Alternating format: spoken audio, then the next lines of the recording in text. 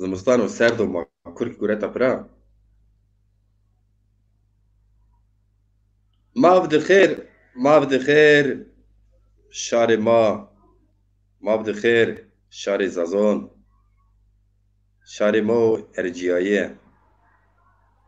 Mav dixêr. Reyna zê mav dixêr.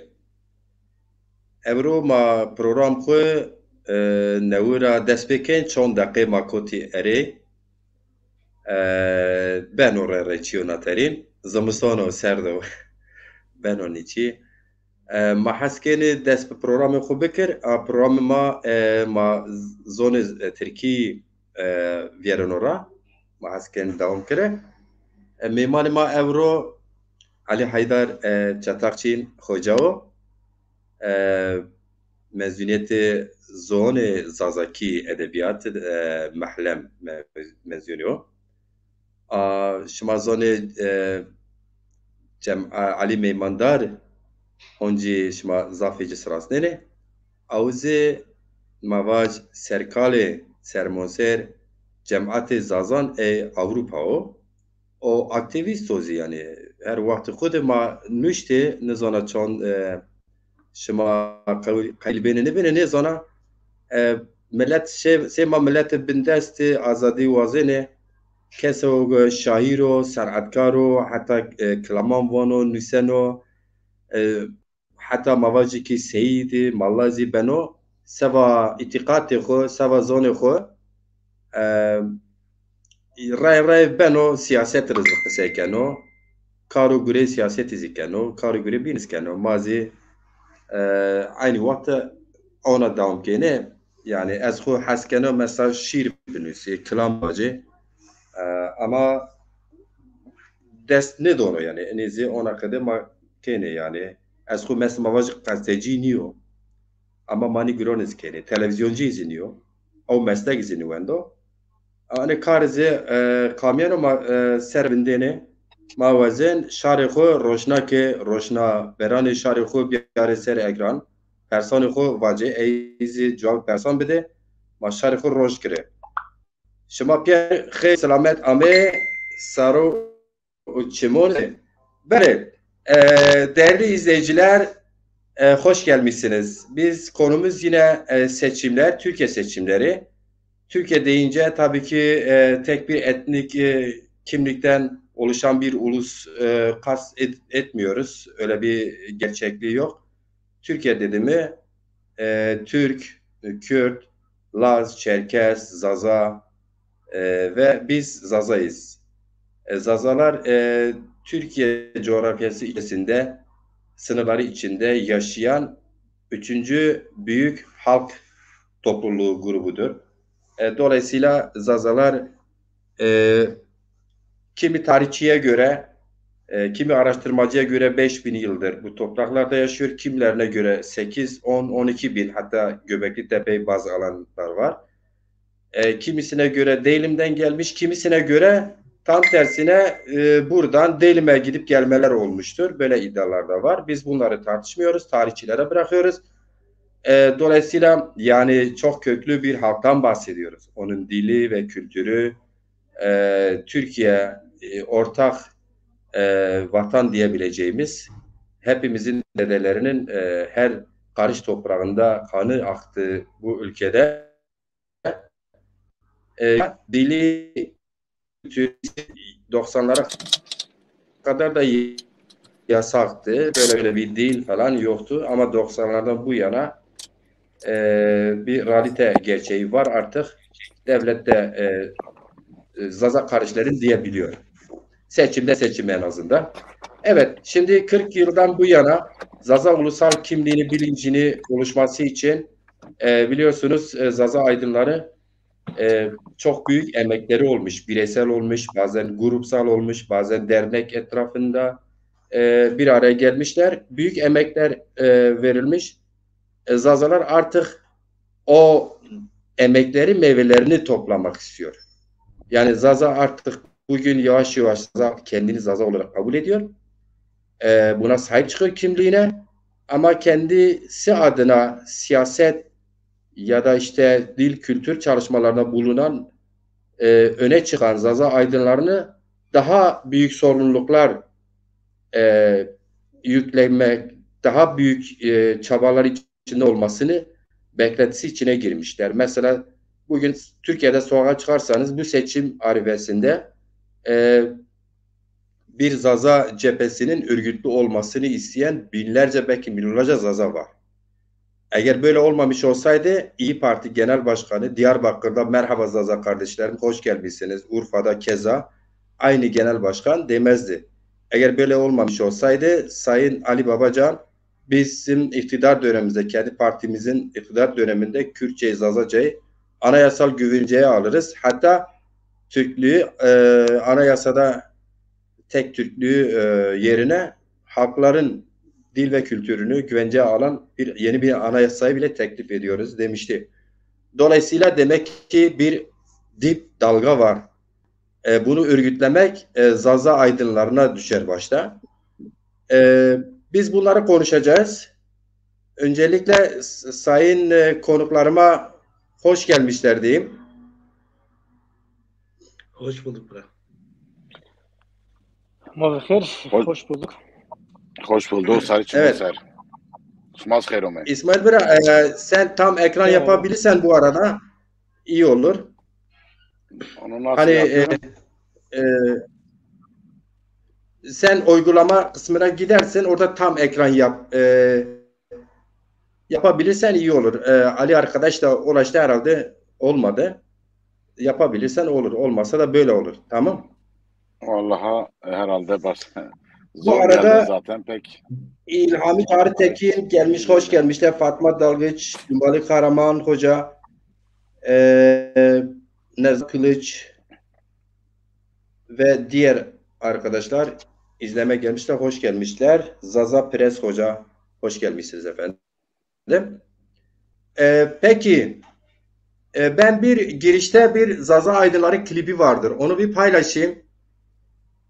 Ondan sonra biz tartışma bölümümüze geçelim. Olur mu?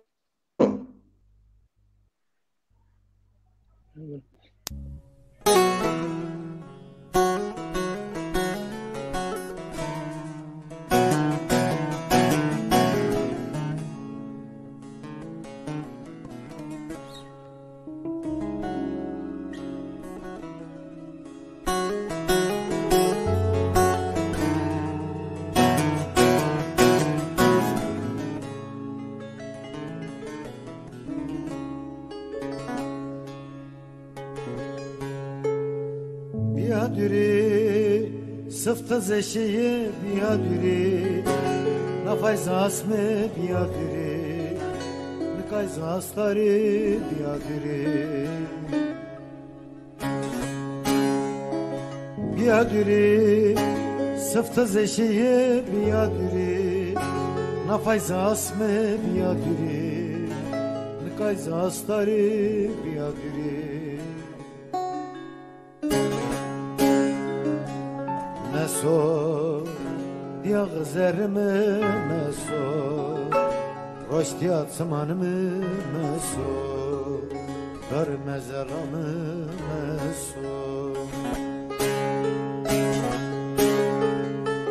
Meso, diya gızerime meso, roştiya tımanımı meso, dar mezeramı meso.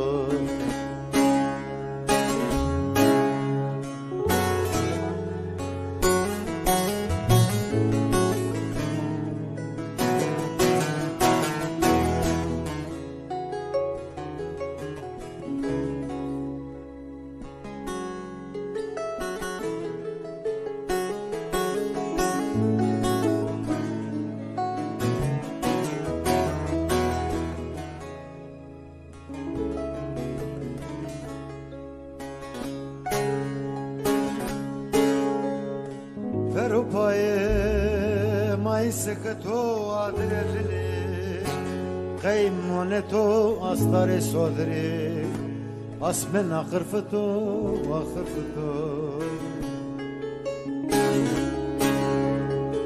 Verupaye mai sekto adrezli خيمونتو أستاري صدري أسمنا قرفتو وخرفتو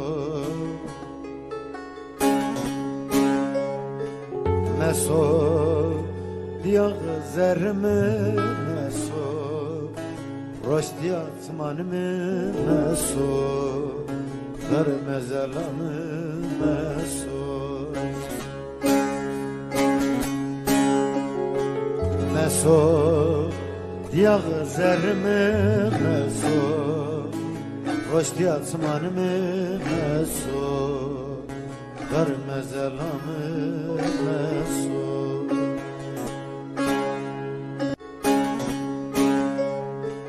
مسو دياغ زرمي مسو رشديا زمانمي مسو غر مزلامي مسو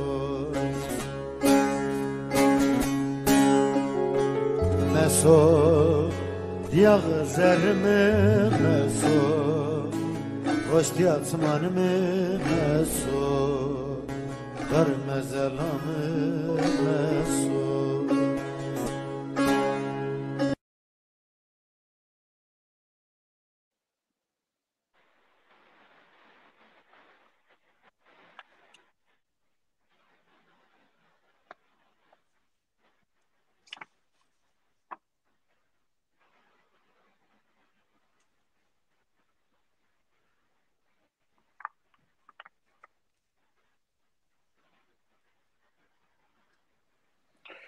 زمان kek macir çeyo sıkıntı biraz ya. Ya كان شوفيري ماتشي مال السنة غير 20 Tuvazen kek Ali tedavi fikir daha oldu hatta kek macir bir yer. بنو يعني Konu एक ما तमाशा केनी यानी दमा तमाशा भी करे हमने selam bu ama tabii Türkiye'de kısa bir kere siyaset yani seçimsel. böyle. Ben mi konuşayım yoksa sizler mi başlamak istersiniz? Nasıl isterseniz. Ya seçim bizim gibi bağımsız düşünen yani bütün partilere eşit mesafede duran zazalar için ya da zaza dili ve kültürüne dair endişesi olan insanlar için baya bir zor süreçtir seçim süreci. Çünkü kendisini temsil eden bir siyasi partinin ya da bir siyasi ittifakın olmadığını gördüğü zaman ister istemez bir çaresizlik içerisinde kalıyor. Ben bunu uzun süredir yaşıyorum. Yani oy vermeye gidemiyorsun, tercihini kullanamıyorsun. Bu zazalar için yani belki birçok zaza için de böyledir. Tabii birçok insanımız çoğunluk genelde kendi partisine her zaman verdiği gibi gidip veriyordur. Herkesin kendine göre gerekçeleri vardır. Kimisi dini duygulardan etkilenmiştir. Yani dini kullanan, inancı kullanan diyelim, partilerden etkilenmiştir. Kimisi ideolojisine yakındır. Kimisi maddi nedenlerden dolayıdır. Yani herkesin bir nedeni vardır. Nedensiz değildir. İyi ya da doğru ya da yanlış diyelim. Bu açıdan bizim için seçimler zor süreçlerdir. Umarım ki bu seçim olmasa bile önümüzdeki seçim artık biz de sözümüzün söyleyebileceği, rahatlıkla oyumuzu kullanabileceğimiz yani bu parti ya da bu ittifak gerçekten kimliğimizi, dilimize sahip çıkabilecek bir parti ya da siyasi yapı diye bizi temsil ediyor diye gidip oy kullanabiliriz diye düşünüyorum ya da temenni ediyorum. Bu anlamda zaten seçimleri şu durumda konuştuğumuz zaman bizim konuşabileceğimiz mevcut iktidarı fazla konuşmanın aslında pek bir anlamı yok diye düşünüyorum. Yaptıkları ya da yapamadıkları ortada zaten. Sağlıklı her insan bunları görebilir. Tabii ben olaya bir bütün olarak iktidar bütünüyle kötüdür ya da bütünüyle iyidir bakış açısını da çok doğru bulmuyorum. Şöyle diyeyim, mesela seçimler yaklaşırken normalde muhalefet iktidarın yapamadıkları yani iktidarın açtığı yolların ötesine gitmek ister. Yani daha fazlasını şey yapar, sunmak ister ya da bunu propaganda olarak sunar diyelim. Ama baktığımız zaman muhalefette de özellikle Zazalara ya da Zazaların dili kültürüne dair mevcut iktidarın ötesine geçecek, onlardan bir adım öne geçecek bir pozisyonları yok maalesef. Yani beklenti içerisindeyiz ama böyle bir beklentiyi karşılayacak potansiyelleri de yok. Yani gönül isterdi ki bir ülkedeki muhalefet ülkedeki bütün sorunları bir çerçevede ele alıp o sorunlar üzerine yoğunlaşıp çözüm önerilerini sunması ya da kendi programlarının içine dahil etmeleri. Fakat mesela iktidara aday, yani mevcut iktidarın yerine gelebilecek ittifak olarak gördüğümüz Millet İttifakı'nın 11. Toplantısı oldu sanırım. Bu 11. toplantıda bir metin hazırladılar. 2000 sayfalık, öyle bir şey olduğunu duydum. Yani zaten bu 2000 sayfayı yazan kişiler de tamamen okuma şansları yok. Herkes belirli kişiler, yani 20-30 kişilik bir gruplar halinde herkes belirli bir konu üzerinde yazmıştır diye düşünüyorum. Ve bunun bir özeti çıkarıldı. Bu özet üzerinde benim takip ettiğim kadar, yani özeti okumadım ama özeti okuyup bağımsız düşünen ya da düşüncelerine, yorumlarına güvendiğim gazeteciler ya da siyasetçilere baktığımız zaman bu metinlerde toplumun kanayan yaralarına dair hiçbir cümle yok. Yani kanayan yaralar dediğimiz şu anda Türkiye'de mesela kimlik sorunu, inanç sorunu, bu tür konulara dair hiçbir şey yok. Çözüm önerileri yok. Bu açıdan baktığımız zaman sadece işte ekonomi üzerine durmuşlar ya da yargıdaki bazı pürüzler, bugün iktidarın yarattığı yargıdaki pürüzleri düzeltmeye ve eskiye dönüş, eski sisteme dönüş anlamında açıklamaları var. Şimdi bunlara baktığımız zaman bir Zaza olarak ben Millet İttifakı'na neden oy vereyim? Yani beni etkileyecek, bana bir gelecek sunacak potansiyelleri yok. Aynı şekilde zaten Millet İttifakı, yani her ne kadar işte 3. ittifak diye bir ittifak daha var. Bunun hani realist olmak gerekiyor. Bunların iktidarı geçme potansiyelleri yok. Şu anda tek iktidar alternatifi olan Millet İttifakı. Daha çok onun üzerinde durmak gerekiyor. Tabii burada aslında hani Millet İttifakı neden seçimler yaklaşıyor ve seçimlerde neden bu kanayan yara, yani kronikleşmiş sorunlar üzerine neden durmuyor? Neden bir çözüm? Çünkü bu kadar farklı fikirde insanlar bir araya gelip bir masada oturabiliyor ama Türkiye'nin büyük sorunlarına, çözümüne dair hiçbir şey üretemiyorlar. Aslında bunun nedeni de bunların, bu Millet İttifakı'nın samimiyetsizliğinden kaynaklanıyor. Yani samimi değiller. Yani bir arada geçici olarak, zaten ittifaklar genelde öyle kuruluyor. Geçici olarak bir arada oldukları için bunun da seçimi kazandıktan sonra dağılacağını, herkesin kendi yoluna, hatta yani bunun 3 sene sonra bugün mevcut iktidarda olan insanların birbirine karşı yine tekrar karşı savaşacaklarını, birbirine karşı bazen ağza alınmayacak, bugün hükümetle muhalefetin yaptığı gibi çatışacaklarını siyasetten az çok anlayan insan tahmin edebilir yani. Ama bizim beklentilerimiz şöyle, yani bizim durduğumuz yer, yani bir Zaza mesela dünyaya geldiği andan itibaren muhaliftir. Doğası gereği, yani varoluşu gereği. Çünkü öyle dünyaya gelmiştir.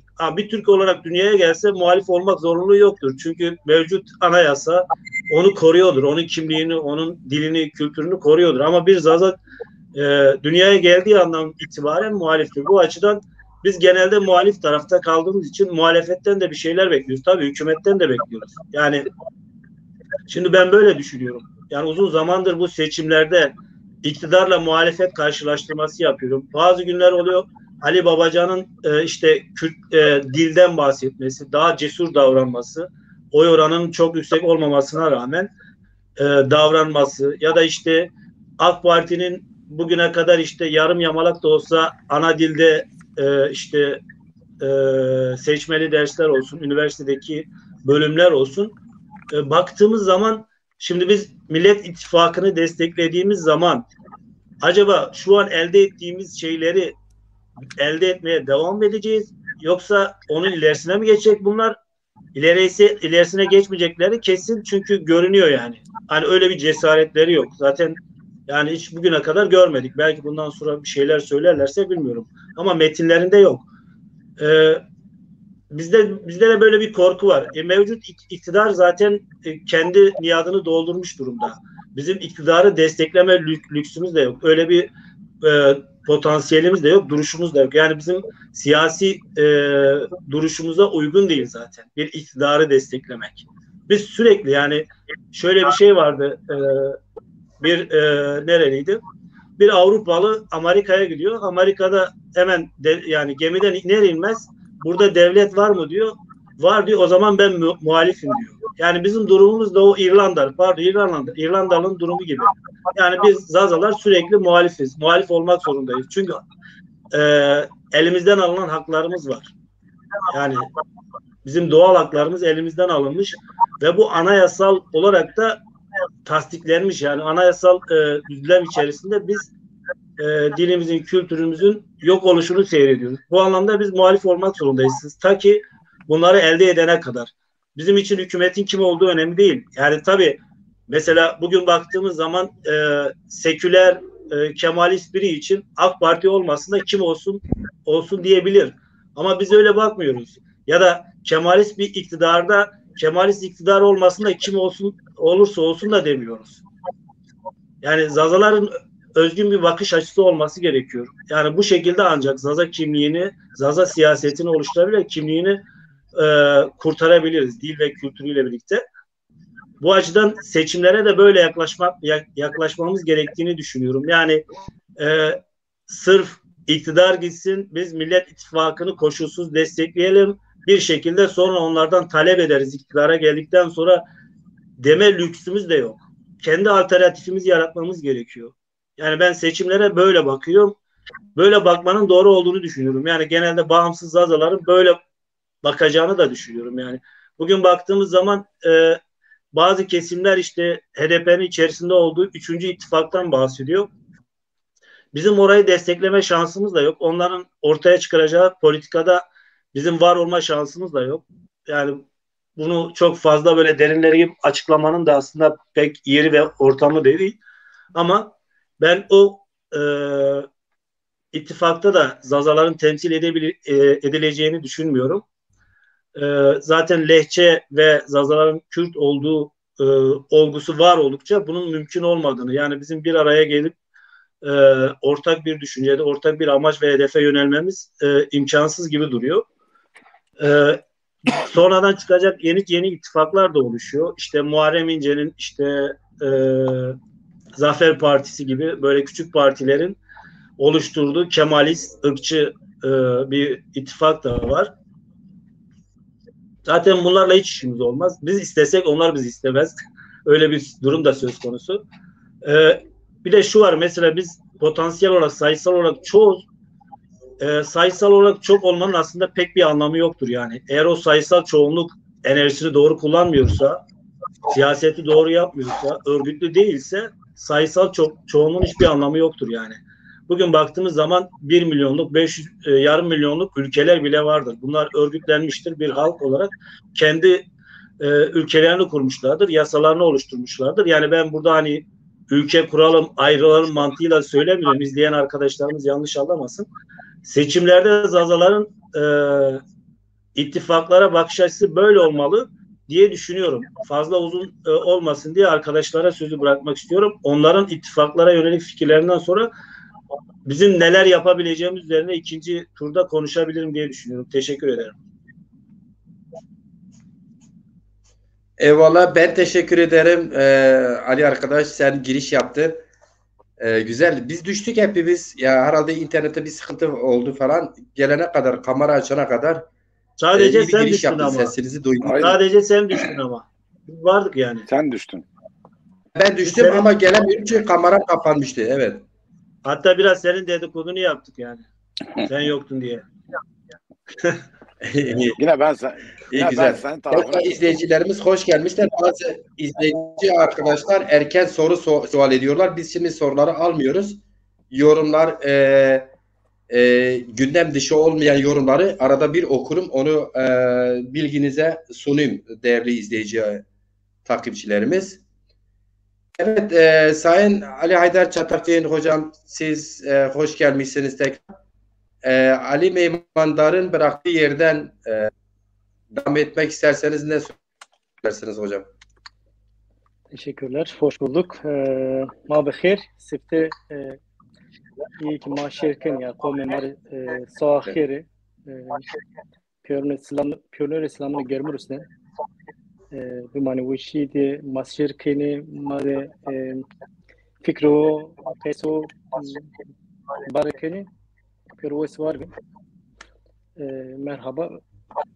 Bütün izleyicilere, bütün katılımcılara içten selamlarımı sunuyorum. Aktif olarak, izleyici olarak katılmaları, burada sadece pasif bir pozisyonda değil, aktif bir pozisyonda olmaları daha önemli. Daha benim için değerli bir şey. Bu anlamda da kendilerine teşekkür ediyorum. Yani Türkiye'de saat 11'e geliyor. Bu saatte izleyenler gerçekten bu işin tarafı yani olduğunu gösteriyor. Yani net bir taraf olduklarını gösterir. Bu anlamda hepsine teşekkür ediyorum. Şimdi Ali Meymandar'ın bıraktığı yerden devam edersek Türkiye tarih, yani Türkiye'nin siyasal coğrafya kısa bir tarihsel özet geçeyim. Yani şimdi yani Osmanlı'ya kadar gidebiliriz ama biz Kemalist iktidarla, yani Kemalist Cumhuriyet'e baktığımızda son derece katı bir şekilde son derece yani insan hakları, evrensel insan hakları açısından dediğimizde demokratik normlar açısından demokrasi denenmiş, sınanmış Avrupa'da ya da daha farklı coğrafyalarda yaşanmış demokrasi pratikleri üzerinden düşündüğümüzde, değerlendirdiğimizde son derece antidemokratik bir tekçilik üzerinde, Türk İslam tekçiliği üzerinde bir felsefi ruhu, bir kuruluş paradigması söz konusudur. Ve bu ruh, bu kurucu paradigma bugünkü egemen siyasal partiler olarak gördüğümüz ya da o partilerin ittifak gruplaşmaları, bloklaşmaları, kutuplaşmaları olarak gördüğümüz, tanık olduğumuz, güncel siyasette tanık olduğumuz bu bütün kutuplar bağlayıcı bir. Bunların temel felsefesidir. Yani Millet İttifakı içinde bu geçerli. Cumhur İttifakı içinde bu geçerli. Onların her bir bileşeni içinde geçerli. Yani o mevcut rejimin kurucu paradigması, kurucu felsefesi, o tekçi, katı felsefesi onlar için esastır. Yani kırmızı çizgileridir. Yani kırmızı çizgiler ve onlar o kırmızı çizgileri esas alarak siyaset yapılır. Toplumsal konsolidasyon sağlanır. Bu gibi seçim süreçlerinde yani en azından şöyle diyeyim, bu sıradan bir seçim süreci değil elbette ki. Yani 100 yıllık bir tarihsel pratiğe sahip olan Kemalist Cumhuriyet'in yaşadığı çok önemli bir aşamadı. Önemli bir aşama, önemli bir tarihsel duraktayız şu anda. Onlar için de yani bu mevcut rejimin sahipleri, yani sağından soluna kadar olan bütün o geniş siyasal yelpaze diyelim, onların bütünü içinde çok tarihsel bir dönüm noktası, kırılma noktası. Tabii bu bizim gibi hiçbir şekilde tanınmamış, yok sayılmış, inkarın en katısına maruz kalmış, çeşitli kültürel, etnik soykırımların pratiklerinden geçmiş, hatta ötekinin de ötekisi pozisyona düşürülmüş bir toplumsal kimlik için, etnik kimlik için de bu gibi tarihsel süreçler elbette ki önemlidir. Yani seçim pratikleri benim kişisel fikriyatımda önemsiz değil ama son derece böyle anlamlı, böyle derin anlamlar yüklediğim şeyler de değil. Yani iktidar ve iktidar ilişkilerini değerlendirdiğimizde devlet ve devletin hizmet ettiği ya da tabi olduğu ilişkiler, iktidar ilişkilerine baktığımızda benim için son derece bunun böyle sıra dışı bir niteliği yok. Bugün güncele baktığımızda ise kuşkusuz Zazalar, yani Zazalar, Zaza dili, Zaza kültürü nasıl tanımlarsanız, yani buna dönük hassasiyeti olan, buna dönük içten samimi bir şekilde bir tavrı olan her bir bireyin bu meselede gerçekten de bir alternatife dönük, yani alternatif ne olabilir, ne yapılabilir, buna dönük yani bir zihinsel sorgulaması olması gerekiyor. Neden olması gerekiyor? Şimdi biz 90 yıllık pratik, 100 yıllık pratiğe baktığımızda 100 yıldır sen hiçbir şekilde tanınmamışsın, görülmemişsin, bilinmemişsin. Yani bırak senin tanınman, görülmen, senin demokratik haklarını, senin kolektif toplumsal haklarını yani demokratik haklarını tanımak, onları sana tanınması, onları kullanman için demokratik bir ortamın yaratılması. Tam tersine sen bu 100 yıllık süreç içinde ağır bir şekilde kültürel soykırımlar, yani etnik soykırım kısmını zaten çok detaya girmeden çoğu biliyor. Yani yaşanan katliamlar, etnik soykırımlar pratikleri, özellikle Zazaların yaşadığı çok ağır travmatik pratikler var, tarihsel pratikler var. Ama bunun devamı olan kültürel soykırım var. Yani dil ve kültürün yok edilmesi, bunun çeşitli politikaları var ve bu 100 yıllık pratik süreç içinde bu siyaset ayağıyla da, yani iktidar ayağıyla da, muhalefeti ve iktidarı da bu siyaset kurumuyla da korkunç bir şekilde pratiğe geçirilmiş, hayata geçirilmiş, uygulanmış. Yani işlerlik kazandırılmış.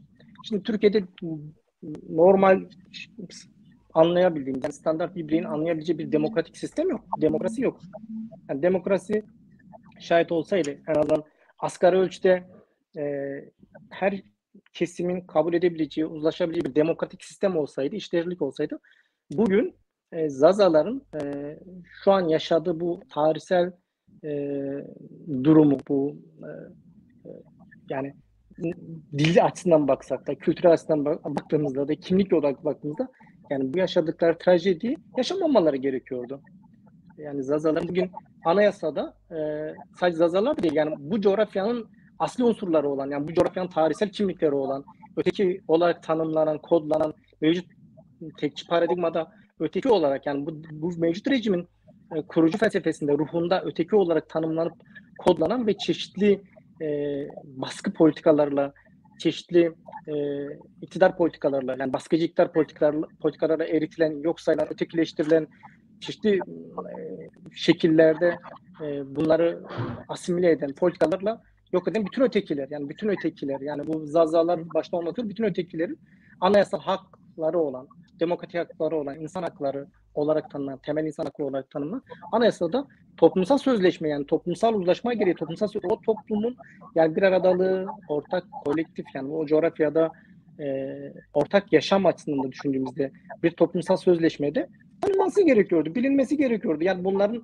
anayasal haklarının tanınması gerekiyordu. Ama biz biliyoruz ki yani gerek devletin mevcut anayasasında, mevcut rejimin anayasasında, gerek kurucu paradigmasında bunun tam karşıtı bir durum söz konusu. Bugün mesela baktığımızda da güncel pratikte bugün yaşanan tarihsel bu aşamada, tarihin bu aşamasında yaşanan kırılmada da işin toplumsal yani siyasal kutuplaşmasına baktığımızda, yani siyasal kutuplaşmaya, yani o kutuplaşmayı yaratan, onun dinamosu olan Millet İttifakı olsun, işte Cumhur İttifakı olsun, bunlar o mevcut rejimin, yani bu bahsettiğimiz mevcut rejimin tarihsel ruhuna uygun, onun genetik kodlarına uygun, onun kurucu kodlarına uygun sürekli politikalar belirliyorlar. Ona dönük çalışmalar, şeyler içindeler, pratikler içindeler. Toplumsal alanı onun üzerinden konsolide etmeye çalışıyorlar. Siyasal olarak konsolide ediyorlar. Konsolidasyonunu sağlamaya çalışıyorlar. Bugün mesela Millet İttifakı'nın işte bu tarihsel süreçteki mevcut AKP ya da Cumhur İttifakı'nın yarattığı bu enkazdan çıkma pratiği olarak neyi sunuyor topluma, neyi veriyor? Yani geçmişe duyulan özlem. Yani mevcut rejime duyulan, mevcut rejimin işte 100 yıllık mevcut bu garabete duyulan özlem. Yani bu bahsedilen tekçi paradigmaya, bahsettiğimiz bu tekçi paradigmaya, bu inkarcı paradigmaya, bu faşistan paradigmaya duyulan özlem. Yani bunun ötesinde diğer işte makyaj amacıyla kullanılan bir takım demokratik işte söylemler, tırnak içinde demokratik. Onlar tamamen toplumsal algı, toplumsal konsolidasyon oluşturmak için kullanılan işin makyaj kısmıdır. Diğer tarafta baktığımızda AKP bundan farklı mı? Hayır, AKP de farklı değil. Yani bunlar mevcut durumda bu iki temel kutuplaşma, yani siyasetin bu iki kutuplaşma yaratan bu temel iki bloğun Zazalara dair ya da ötekilere, bütün ötekilere dair verebileceği bir şey yok. Ama biz Zazalar olarak, ötekinin de ötekisi olarak bunlardan bir şey umar duruma gelmemeliyiz. Çünkü bize dair hiçbir şey yok. Yani mevcut durumda hiçbir şey yok. Bunun dışında bir üçüncü blokaj var. Yani bir üçüncü kutuplaşmayı yaratan bir üçüncü Evet, kutuplaşma Sayın var. Çatalçı, bir üçüncü bloklaşma var. Derzan, Sayın Yani- Çatalçı, izniniz varsa Buyurun. değerlendirmeleriniz içinde soru çıkardığım sorular var. Onları sorarak biraz bunun nedenlerini tabii ki ortaya koydunuz. Zaten hocam şey değil midir? Yani kurucu felsefe bahsettiğiniz kodlar falan bütün ulusal projeler zaten tek kimlik üzeri gitmiyor mu? Yani Türkiye Batı'ya kıyas yaptığımızda diğer ulus devletlere çok Fransız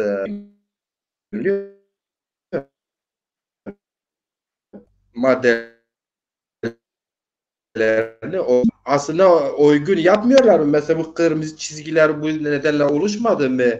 Türkiye'deki diğer halklara karşı Ya ben yani tam sistem olarak- kendi açısında ulus devlet, ulus milleti yaratma anlamında söylüyorum. Teresa, senin sesin gitti geldi. Bana mı öyle geliyor? Diğer arkadaşlarda da şey bilmiyorum ama kopukluk oldu arada. Onu söyleyeyim. Sorduğun soruyu tam olarak alamadım ama genel itibariyle bir sonuç çıkardım. Yani şimdi mesela biz uluslaşmanın tarihine baktığımızda, tarihsel dikliğini irdelediğimizde bayağı bir tartışma kaldırır. Yani oraya çok böyle tarihsel dikliğini irdelememekle birlikte yani 1889 Fransız Burjuva devrimi olarak ya da onun önceli tarihsel altyapısına dediğimizde hep bir tartışma çıkacaktır kuşkusuz. Fakat mesela Batı'da elbette ki yani uluslaşma, ulus bilincin oluşması, ulusal kimliklerin tarih sahnesine çıkması, bunun getirdiği toplumsal çelişkiler, çatışmalar ve uçlaşmalar, bunların doğurduğu sonuçlar sadece bizim coğrafya özgü şeyler değildi kuşkusuz. Yani Batı'da da bu meseleler epeyce tarihin önemli bir dönemini, önemli bir kesitini yani kapsıyor ve burada da çok ciddi çelişkiler ve çatışmalar var kuşkusuz. Fakat Batı'da şöyle bir durum var. Şimdi Batı'da birçok mesele elbette ki bu meseleler demokratik yollarla, saf demokratik yollarla yani o demokrasi birdenbire gelip Batı demokrasi yani Burjuva demokrasi dediğim şey birdenbire gelip yerleşmedi. Bunun bir tarihsel süreci vardı, evrim vardı ve bu tarihsel süreç evrimde ciddi çelişkiler ve çatışmalar, toplumsal kapışmalar, çatışmalar vardı. Kuşkusuz burada da yaşandı. Ve bu acı deneyimler, kıyımlar vesaire bunun pratikleri süreç içinde bir şey de çıkardı. Yani açığa bir demokrasi pratikleri daha iyi bir demokratik yani Burjuva tırnak içinde Burjuva demokrasi adı altında daha iyi bir demokratik sistem, demokrasi pratikleri açığa çıkardı. Bugün Batı'da, bugün açısından baktığımızda Batı'daki uluslaşmayla yani çıkış itibariyle tarihsel çıkış itibariyle demiyorum ama bugün gelen aşamada Batı'daki uluslaşmayla bizim gibi coğrafyalardaki uluslaşma önemli ölçüde özgün yönleri var. Yani mesela bir Türkiye'deki Anadolu veya Mezopotamya dediğimiz o coğrafyadaki uluslaşma çok farklı temelde gelişti. Batı'daki çok farklı temelde gelişti. Bunun dinamikleri farklıydı. Bunun belirleyen üretim ilişkilerinde hem dinamikleri farklıydı hem siyasal anlamda dinamikleri farklıydı. Şimdi burada onun aynı zamanda sınıfsal dinamikleri farklıydı. Şimdi bunu açarsak bayağı bir konumuz biraz dağıtmış olacağız. Onun için çok böyle bu kısmına istersen girmeyeyim. Fakat şunu diyebilirim açık bir şekilde. Yani Batı'daki uluslaşmayla tarihsel pratiklerle bizim coğrafyamızdaki uluslaşmanın tarihsel pratikleri önemli ölçüde birbirinden yani önemli ölçüde farklılık arz ediyor. Onu söyleyeyim. Farklılık arz ediyor. Şimdi Türkiye'deki mesela baktığımızda Türkiye'nin işte mesela yani Lozan'la en basit örneği Lozan'a baktığımızda Lozan'da bile Türkiye'nin gidip orada yani emperyalizme göz kırparken işte azınlık diye tanımlanan işte sadece dinik aidiyetler ki bunlar da işte yani Hristiyan sadece yani Hristiyan inancına mensup olan. Onlara dönük işte dini azınlıkları kabul edebileceğini söyleyip de ki bu söylemde kalıyor zaten. Ama hiçbir şekilde etnik azınlıkları, kimlikleri, dilleri bunlara dönük hiçbir şekilde kabul etmeyeceğini belirtip orada da bunun yani diretip bunu kabul ettirirdik. Yani oradaki o Lozan'da bunu bir başarıymış gibi işte 100 yıldır bize anlatılır. Lozan'daki bu başarıları. Yani bu bile bizim coğrafyamızdaki yani bizim coğrafyamızdaki uluslaşmanın bizim coğrafyamızda mevcut halihazırda var olan rejimin, bunun kurucu paradigmasının, bunun felsefesinin ne olduğunu, bunun kodlarının ne olduğuna dair bize son derece açık bir şekilde şeyler sunmaktadır. Bir de bunun önceliği var. Yani bunun pratikleri mesela gidiyor. Yani Osmanlı'nın son dönemine, onun yaşadığı krizlere, onun yaşadığı çelişkiler, dağılmaları ve o dağılmalara dönük yani geliştirilen çeşitli paradigmalara bakmak gerekiyor. Yani devamda İttihat Terakki var. İttihat Terakki'nin devamı işte geliyor. İşte yani Jön Türkler, İttihat Terakki ve devamı şeye geliyor. Yani Kemalistlere kadar geliyor. Şimdi biz buraları irdelediğimizde bunlar aslında bu Türk-İslam sentezi olarak tanımladığımız yani bu katı tekçilik sadece işte Kemalistlerle birlikte değil. Bunun bir evveliyatı var, bir arka planı var, dipliği var. Kuşkusuz Kemalistler de bunu yani Kemalistler bunu son derece katı, son derece faşistan bir şekilde coğrafyamızda hayata geçirmiştir ve bu en yıkıcı bir şekilde, en vahşi bir şekilde Zaza toplumunu vurmuştur. Zaza etnik kimliğini vurmuştur. Yani esasında en yıkıcı, kıyıcı bir şekilde Zaza hem etnik kıyım anlamında hem kültürel kıyım anlamında Zazaları vurmuştur. Zaza ulusunu vurmuştur. Ki bundan ötürü diyorum yani tanımı şöyle bir tanım yapıyorum. Ötekinin öteki pozisyona düşürülmüşüz Zazalar olarak. Bugün güncelde de bu ötekinin öteki pozisyonunu halen koruyoruz. Düşünebiliyor musun? Yani egemen siyasal blokajlara ya da o kutuplaşmalara öz olarak birbirinden farklı olmadığını, bunlar tamamen asıl amacının felsefesinin mevcut rejimin mevcut şeyin sürekli devamlıyken, her alanda devamlıyken, yani ekonomik üretim ilişkilerini tutalım da siyasal alanda, yönetsel alanda bunun devamlıyken esas amaçları, esas şeyleri bunun devamına dönükken ya dikkatini çekerim bunun muhalifi de iktidarda farkı yok yani. Esası rejimin mevcut rejimin devamlıdır. Kuşkusuz bazı farklılıklar vardır. Kuşkusuz mevcut iktidarın kendine göre bir program vardır. Ama temelde bunların ortak noktası birdir. O tekçiliği, o paradigmayı, o kurucu kodların devamlı, süreklidir. Fakat bir de şöyle bir şey vardır. Bilirsiniz yani Türk tarih anlatılarında bir şey var. Devlette süreklilik kavramı vardır onlarda. Yani bir devletçilik böyle anlatılarında bir şeydir. Süreklilik vardır. Yani şeyler değişebilir ama devlette süreklilik. Yani Türkiye'nin de Türk devlet mantığının böyle bir özgün yönler var. Onun tarihsel anlatılarında, tarihsel paradigmasında. Ama biz bunun ötesinde, bunun dışında şeye baktığımızda yani toplumsal muhalefet açısından baktığımızda yani coğrafyamızın ezilenlerin halihazırda oluşturduğu bir muhalefet dinamiği var. Yani o muhalefet dinamiklerine baktığımızda, oradaki kutuplaşmalara baktığımızda o kutuplaşmada da maalesef Zazalara dönük bir şey yani göremiyoruz. Görmemenin ötesinde tam tersi bir durum var. Yani bir inkar orada da söz konusu. Bir üç maymunu oynama orada da durumu söz konusu. Yani görmüyorum, duymadım, bilmiyorum siyasetlerini, riyakarlığını. Orada da görmekteyiz. Dolayısıyla Zazaların buna karşı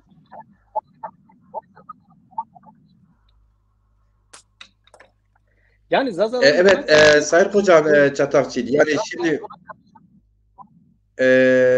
şunu mu demeye getirdiniz? Yani geniş bir teorik değerlendirme yaptınız. Yani var olan gerçekten bu ülkede duyarlı bütün seküler sol, hatta vicdanlı Müslüman diyelim. Çizdiğiniz çerçeve aslında Türkiye Cumhuriyeti Devleti bu yüzyılda göstermiş olduğu bu haklara dönük tekçi yaklaşım, tek ulus yaratma yaklaşımı hemen bir özetlediniz. Ama bu kırmızı çizgiden bahsettiniz ya, bütün bu siyasi yaklaşımlar, devletin dağılımı çerçevesinde her bir mevcut düzen partinin bir kırmızı çizgisi var dediniz. Ve bir seçim sürecindeyiz. Bu seçim sürecine geçtiğimizde şunu görüyoruz. Sayın Ali Meymandar da dediği gibi blok var. 3 tane ana blok var. 3 tane ana cephe var. 3 tane ana ittifak var diyelim ki. Üçüne de biliriz. İkisi iddialı Cumhurbaşkanı seçmek istiyor. Biri de işte Türkiye'deki emekçiler iddia eden marjinal olarak da kabul ettiler ve sal zeminde temsil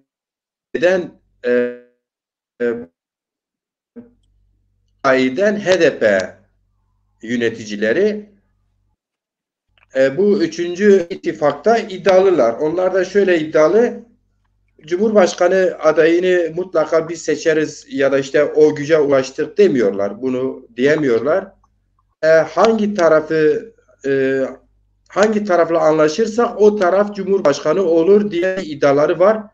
Sistem partileri de bunu kabul ediyor. Kabul ettirmişler. Yani takip ediyoruz belki bütün basın, neredeyse yazılı, görsel basın, bütün siyasi analizler, hatta anketler de bunu gösteriyor. Yani iş dönüp dolaşıp geliyor HDP'de kilitleniyor. Yani HDP hangi ittifaka taraf çıkarsa o ittifak Cumhurbaşkanı seçer bu dönemde diye yerel seçimleri de buna örnek gösteriyorlar. İstanbul, Ankara, bulunduğum Antalya, işte Mersin, Adana vesaire. Buna örnek olarak da veri olarak veriyorlar hocam. Şimdi böyle ele aldığımızda bu ülkede yaşayan Türkiye'nin vatandaşları olan şimdiye kadar hem Kürdüyle, Türküyle, Lazıyla kendisiyle barışık olan bir Zaza milleti var. O kadar kendisine barışık hep başkaları için cepheye de başkaları için koşmuş, siyasete de başkaları için siyaset yapmış. Desirmalık dediğimiz yani hizmetkarlık anlamında da hep başkaları için. Önce sana sonra bana ver biraz eş anlamlı. Ama bunu girişte de Zaza aydınlaması ışığı yükselince tabii ki başta Kürtler buna itiraz etmeye başladı. Onu biz tartışmayalım izninizle. Bu Zaza uyanışı, Zaza aydınları getirdi bir noktaya kadar. Yani ilken bir yayın evi, Sayın Ebubekir Pamukçu rahmetlinin başlattığı, sonra dergi ve giderek bu dergilerin sayısı 15-16'ya kadar çıktı. Değişik gruplar, fraksiyonlar hatta anlayışlar çıkarmaya başladılar. Ve neticede geldik dernekleşme, ondan sonra da partileşme. Bana göre partileşme süreci bir halk hareketi iyicene örgütlenmeden biraz erken bir çıkış olmuş, hazırlanmadan bir çıkış olmuştur. Pratikte onu görüyoruz. Şimdi artık Zaza halkı biz Zaza aydınları şuna alıştırdık. Geçmişte bir kısmı kendini Kürt görüyordu. Dolayısıyla orada tatmin oluyordu. Ama sen çıktın buna yok sen Kürt değilsin, Türk de değilsin, sen müstakil bir Zazasın. Onu belli yerlere kanalize ettin. Yani belli bir anlayış kazandırdın. Ulusal kimlik anlayışı kazandırdın. Ona parti kurdurttun. Aydınları kastediyorum. Herkesin emeği var. Şimdi o kurduğum parti kendini 41 ilde işte mesela göre sanırım mecliste grubu olmadığından dolayı bu seçimlere katılamıyor. Ve katılamadığı gibi de herhangi bir ittifak tarafında da Zaza olarak yani oturup muhatap alınıp da kabul görülmüyor. Yani Zaza kardeşim deniliyor. Geçmişte Kürt kardeşim denildiği gibi. Şimdi bunu Zazalar tartışıyor. İşte biz de onu tartışıyoruz tam da. Şimdi Zazalar kendi gündemini 40 yıldır yaratmaya çalışıyor.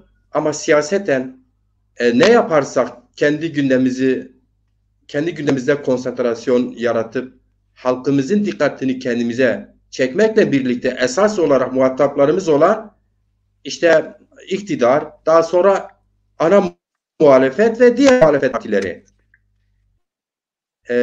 mümkün müdür? Yani nasıl bir yöntem? Kısaca biraz değinebilir misiniz? Seçimlerle birlikte tabii ki. Tabii ki. Ya ben şöyle düşünüyorum dediğim gibi yani üçüncü ittifak olarak dediğimiz işte en azından demokrasi sorunu olan, demokrasi çelişkisi olan yani demokratikleşme çelişkisi olan buna dönük programları olan üçüncü ittifakın demokratik nasıl bir demokrasi algısına, nasıl bir demokrasi programına sahip olduğunu şeyden görüyoruz. Yani bunu bu anlamda verdim. Yani Zazaların görülmemesinden, tanınmamasından. Burada da şunu diyorsun yani burada sen ötekinin de öteki bir pozisyona düşme ifadesi buradan karşılık buluyor. Yani düşünsene bir ülkemizin o demokrasi cephesi dediğimiz yani ezilenlerin işte çeşitli şekillerde ezilenler baskı altında olan gerek emek cephesi gerek ekonomik sınıfsal olarak gerekse işte kimliksel olarak aidiyet olarak yaşadıkları çelişkiden dolayı oluşturdukları blokta bile yani Zazalar yok. Karşılığı yok. Zazalarla dair hiçbir şey yok. Enteresan bir şey vardır. Bu coğrafyanın yani Türkiye'nin olarak tanımlanan bu coğrafyanın etnik kimlik olarak, ulusal kimlik olarak üçüncü büyük ulusal kimliği. Yani üçüncü büyük toplumsal kimliği. Yani Türk ve Kürtlerden sonra üçüncü büyük ulusal kimlik. Yani azınlık da değil. Yani bu azınlık kavramı saçmalık, kocaman bir saçmalık. Yani bir ulusal kimliktir. Yani bir ulusal topluluk burada var. Ve buna rağmen bunların görülmemesi, bunların tanımlanmaması ki bu kadar yoğun, derin çelişkilerin olmasına rağmen bu anlamda şeyi düşünüyorum. Yani Zazalar açısından düşündüğümüzde bu demokrasi cephesinin son derece zayıf, demokrasi açısından son derece zayıf, son derece güdük, son derece yetersiz olduğunu gösteriyor. Dolayısıyla Zazalar kendi alternatifini yaratmak zorundalar. Yani yaratmak zorundalar. Bunun için de şöyle bir şansları yok. Yani gecikme, çeşitli siyasal yapılara ancak çeşitli sebeplerden dolayı angaja olma gibi bir lüksleri de yok. Neden yok?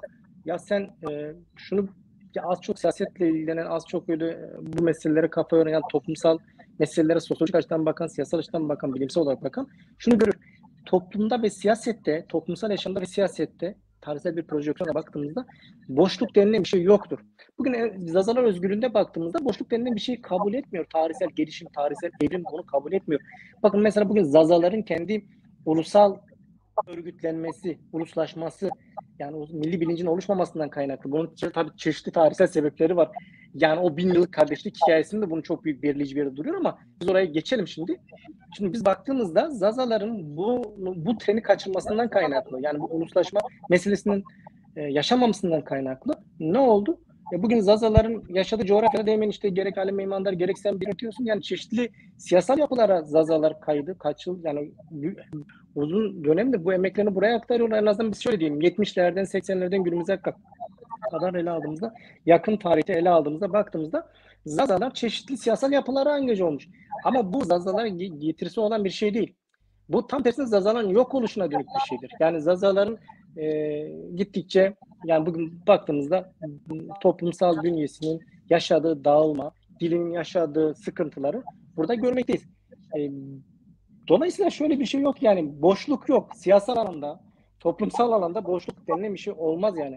Bu işin doğasında böyle bir şey yok. Buradan hareket ettiğimizde Zazalar kendi alternatifini yaratmalı. Yani yaratmalı. Bunun başka çaresi yok. Bunun başka çözümü yok. Örgütlenmeleri gerekiyor ama bağımsız bir örgütlenme yaratmaları gerekiyor. Yani düşünebiliyor musun? Adamlar rahat bir şekilde asıl base fark etmiyor. Yani iktidarı ya da muhalefeti fark etmiyor. Ya Zaza coğrafyasının bütün Zaza coğrafyalarında yani en azından Zazacan konuşulduğu bütün coğrafyalarda örgütlenebiliyorlar. Yani orada Zazaların oyunu alabiliyorlar. Zazaların toplumsal desteğini alabiliyorlar. Ama Zazalara dönük hiçbir şeyleri yok. Hiçbir katkıları yok. Hiçbir şey yani hiçbir geri dönüş yok. Geri dönüş yok. Şimdi Zazalar bunu görmüyor mu? Görüyor. Dolayısıyla Zazaların bunu gören bilinçli Zazaların şapkalarını önüne koyup düşünmesi gerekiyor. Yani örgütlenme araçlarını, örgütlenme imkanlarını açığa çıkarmak gerekiyor. Bağımsız örgütlenmeyi açığa çıkarmak gerekiyor. Bunun toplumsal ayakları nasıl oluşturabiliriz? Alternatif bir örgütlenmeyi nasıl oluşturabiliriz? Ya bu kültürel anlamda, dil anlamda çeşitli çalışmalar olmalıdır. Bunu yadsımaz. Ama şunu belirtmek gerekiyor. Yani bütün bunların toplamı, yani sen kültür temelinde de örgütlensen, dil temelinde de örgütlensen, yani dile dönük de bir örgütlenme yaratsan, bunun gidip tekabül edeceği şey politik örgütlenmedir. Bağımsız politik örgütlenme. Yani sen kendi siyasal alternatifini yaratacaksın, politik özneğini yaratacaksın. Yaratmadığın takdirde sen ister kültürel temelde örgütlen, ister dil temelde örgütlen, o meseleyi bir yere kadar getirsin, bir yerden sonra onun çözüm yeri adresi politik alternatifini yaratmaya dayanıyor. Yani politik alternatifini, bağımsız politik özneğini yaratmak durumunda kalıyorsun. O onun taşıyıcı dinamosudur, motorudur. Diğerleri bunu besleyen yan kollarıdır. Yani bunu besleyen önemli dinamiklerdir. Ama esası, bu işin esası siyasal öznenin olmasıdır. Siyasal öznenin tarih sahnesine, Zazaların bir siyasal özne olarak tarih sahnesine çıkmasıyla ilintili bir şeydir.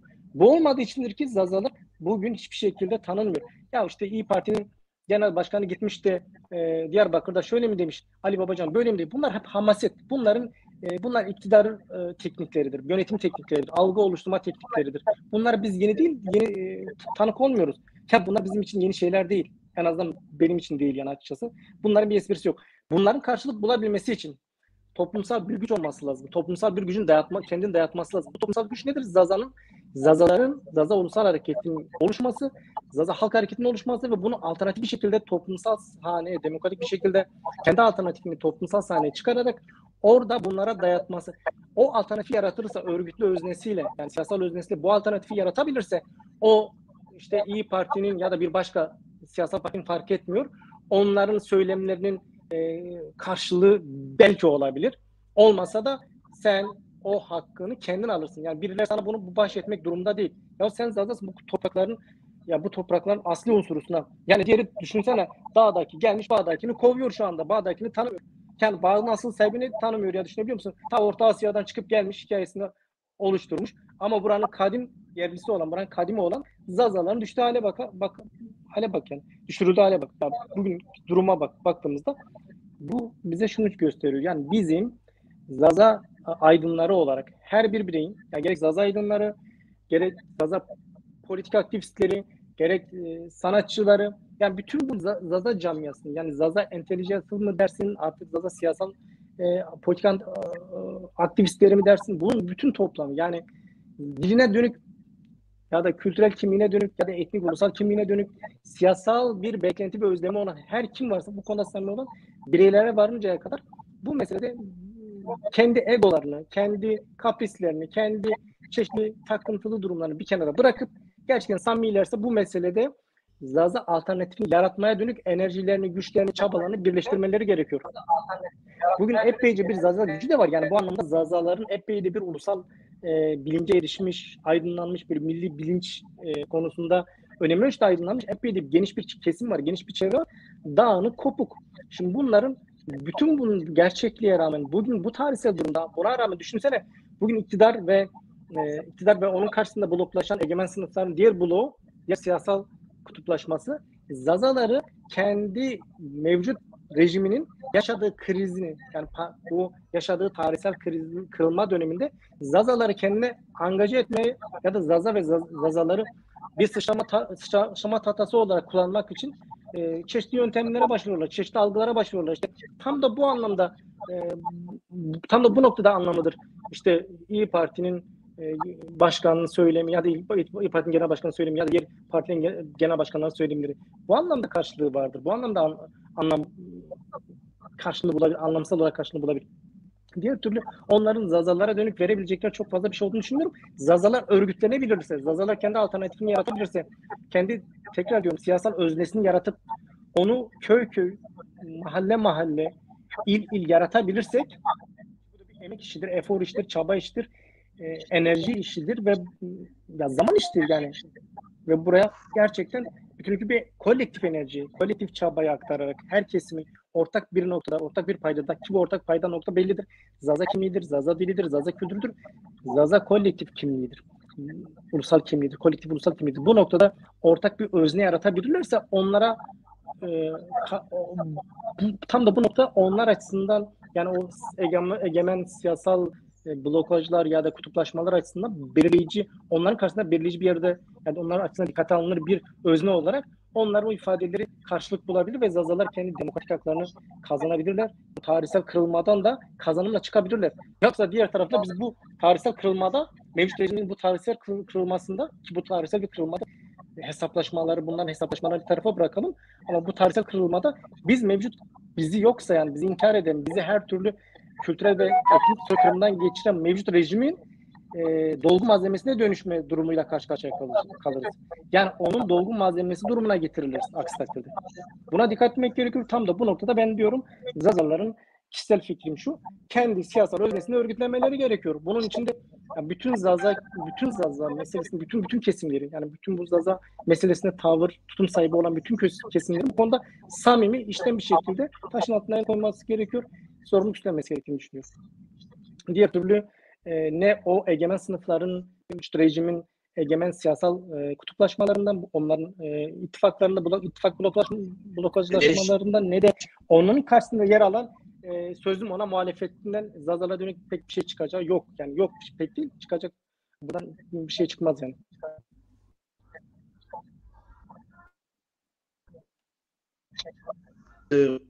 Özel olarak hani ne diğer birleşenleri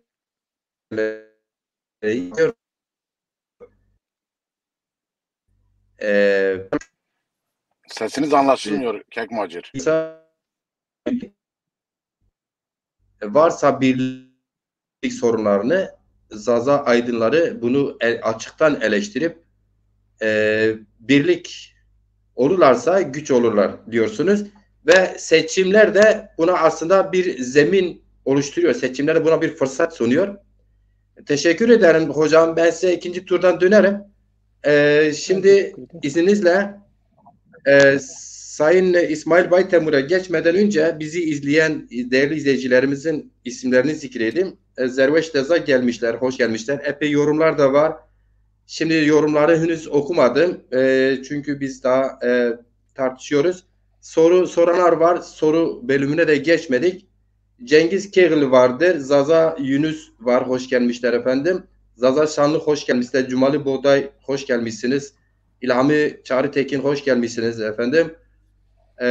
Kadir Eren hocam hoş gelmişler. Bizi izliyorlar. Murat Özçelik hoş gelmişsiniz. Görsel Sarıkaş şairlerimizden hoş gelmişler. Ömer Faruk Ersöz şairlerimizden hoş gelmişler. Bizi izliyorlar. Sohbi Aslan bizi izliyor. Hoş gelmişler.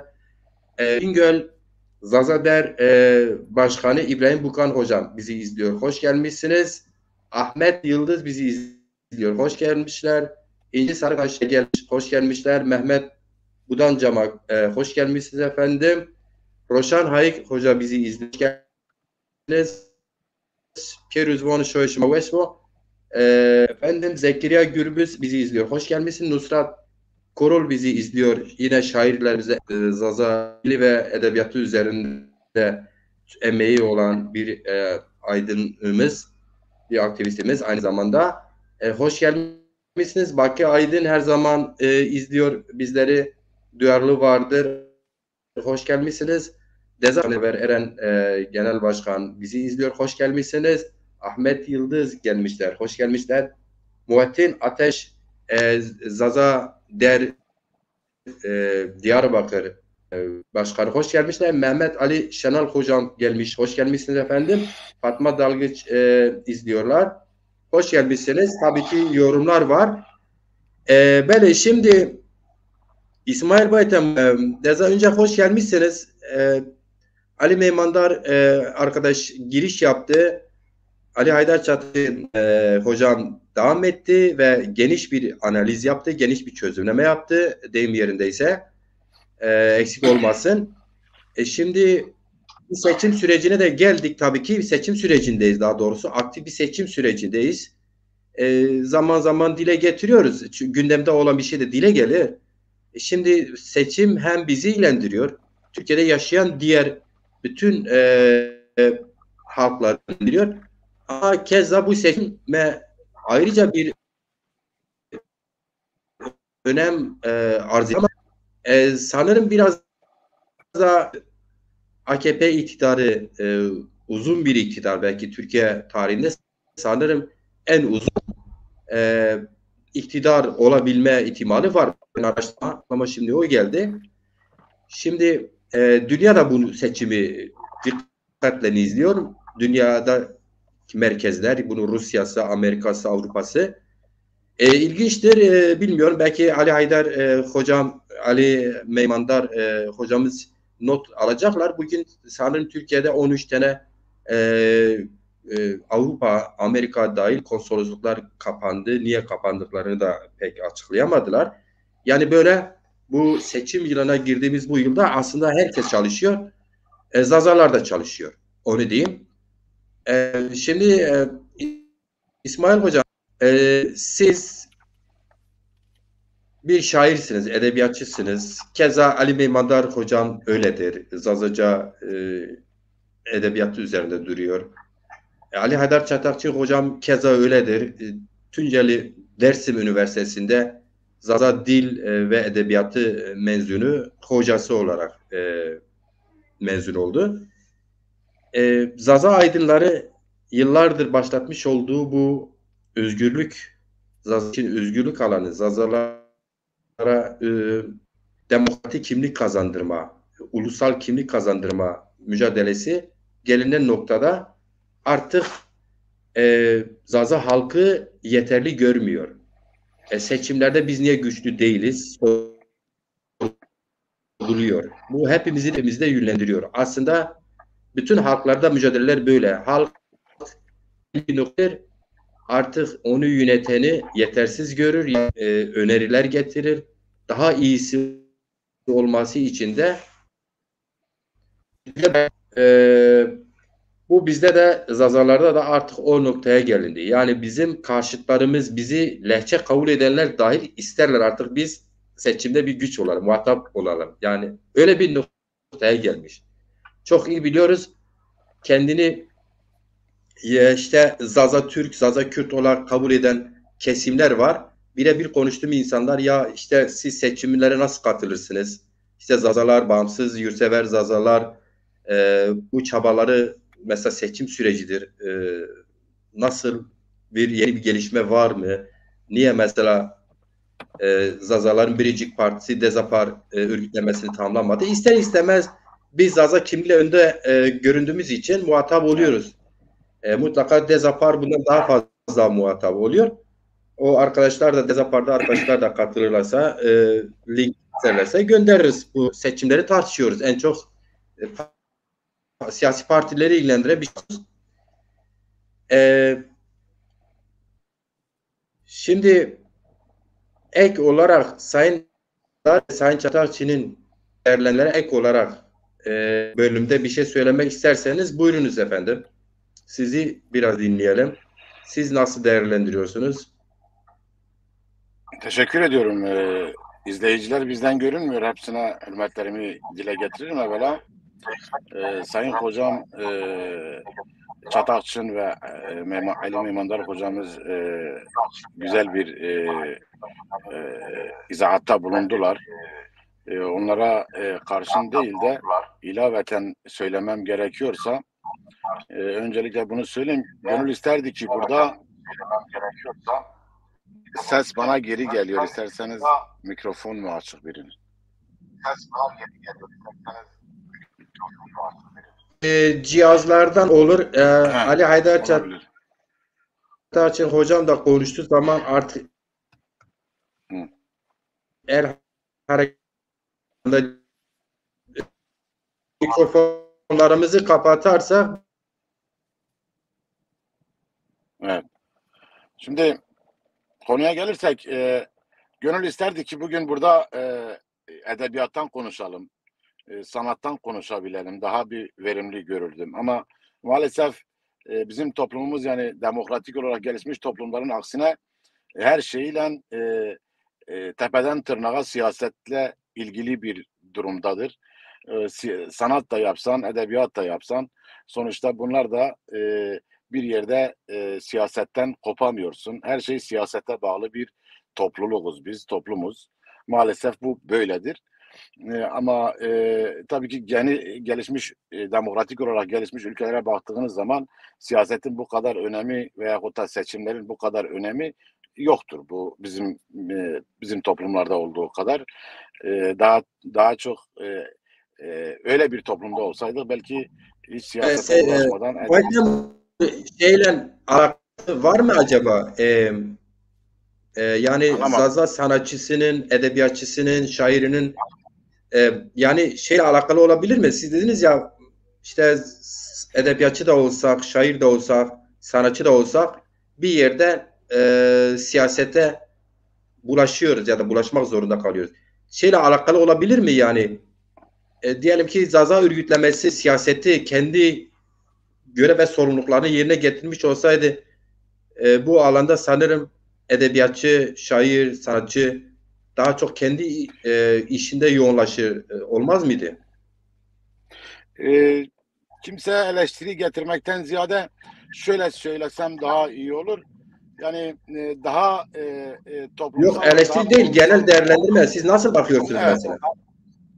Daha kurumsal kurumlar mesela bir Dezapar var, Gözbebeği'dir, bir dernekler var, federasyon var veyahut da daha değişik dernekler var, bağımsız çalışan. Hepsi birer gözbebeğidir benim için.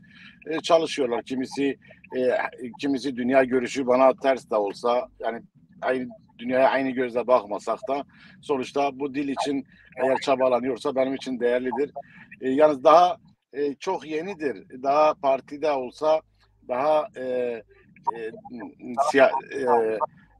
daha STK'lar dahi olsa çok yenidir, daha kurumsallaşamamış. Onlar kurumsallaşmış olabilmiş olsaydı belki bir edebiyatçının veyahut da bir, yani kendimi kastederek söylemiyorum, bir edebiyatın veyahut da bir sanatın, sanat yapan bir kişinin sanatta kalma lüksü olabilirdi. Ama bugün daha bu STK'ların veyahut da kurumların da kurumsallaşamamış olmaları, daha o dereceye gelmemiş olmaları ister istemez topyekün insanları ve özellikle de bizim topluma özgü olan, yani daha demokratik gelişmeyi sağlayamamış toplumlarda siyasetin her şeyin önünde olmasından kaynaklıdır biraz da. Bu yüzden topyekün tepeden tırnağa siyasete bulaşmış, siyasete bulanarak yaşayan bir toplumuz maalesef. Bu böyledir. Güncele gelince, evet, Zazalar 40 yıldan fazladır bir çabanın içindeler. Sayın diğer Ali Çatakçı hocamla Ali de konuda soracağım soru. İsmail Dezan, anlıyorum. Sayın Çatakçı ve Sayın Meymandar da not tutabilirler. Önemlidir. Peki şeyle olabilir mi? Alakası bana göre var da sorayım. Yani Zazaların çıkışı biraz kültürel bir çıkış oldu. Siyasi bir çıkış olmadı. Yani Zazalar adına siyasi çıkışlar son yıllarda biraz gelişti. Aslında bununla da alakalı olabilir. Mesela Sayın ölümsüz Ebubekir Pamukçu biliyorsunuz yani yayın eviyle başladı. Zaza dili, kültürü, ulusu, müstakilliğini. Zaza diline sahip çıkarak dergi işte Arya dergisini kurarak da yayın evi kurarak başladı. Bakıyoruz diğer bütün aydınlar hemen hemen o noktada. Hatta Türkiye'de kurulan Zaza derler de dil kültür. Bana göre ben son zamanlarda bunu işte hani sonuçta Zaza halkı da farklı talepleri var. Farklı aydınların ileri talepleri var, yani özgürlük talepleri var. Yani dili anayasal güvence altına alma en azından talepleri oluştuğu için bu giderek Türkiye'de böyle siyaset biraz her zaman toplumu yönetme, yönlendirme, şekillendirme, şekil verme etkisiyle Zazalar artık bunu siyasetten de güçlü olmak istiyor Zaza halkı. Aslında özünde yani Zaza sanatçısı, şairi, edebiyatçısı siyasete bulaşması biraz da doğaldır. Zaza eşittir siyaset. Zaza eşittir politik. Zaza eşittir aslında 90'lara kadar bu ülkede yasaktı. Bu da normal aslında. Bu kısmı çok da ben yadsınmıyorum yani. Olabilir yani şairler, sanatçılar ki her toplumda da ezilen toplumlarda şairler, sanatçılar öncülük yapmıştır. Evet. Ben bir iç geçirerek söyledim. Keşke biz iç geçirerek, yani keşke öyle bir toplumda olmuş olsaydık, sanatla edebiyatla daha güzel bir dünya yaratmaya çalışsaydık, felsefeyle veya da. Ama maalesef siyaset her şeyin önüne geçmiş, her şeyin önünü bir karabasan gibi kapatıyor. Dolayısıyla kendi kurumlarımız veya da STK'larımız daha kurumsallaşmadığı için ister istemez bir yerde bir fırsat veya da bir seçim varsa, acaba bu seçimde, yani güncele gelirsek buraya, acaba bu seçimde özellikle bu seçimde Zazalar için bir herhangi kim ne diyor, kimden bir ses var veyahut da hangi parti ne diyor diye insan kulak kabartmadan duramıyor ister istemez. Ama baktığımız zaman genelde benim şahsen gördüğüm var olan iki ana damar var, iki ana birleşmiş ittifak var. Cumhur İttifakı ile Millet İttifakı. Hepsi var olan sistemin partileri, yani sistemi ayakta tutabilmek için çabalayan partiler. Yani bunların dışında bir söylem geliştiren, bu noktanın dışında bir söylem ben görmedim. Düzeltilsin. Bunun dışında yani bu söylem sistemi ayakta tutmak, sistemi daha dediğiniz gibi hocamın dediği gibi yani o geçmiş şaşalı dönemin hayaliyle yaşanıyor bir yerde. Dolayısıyla bu var olan ittifakların hemen hemen hepsi Evet. Ya da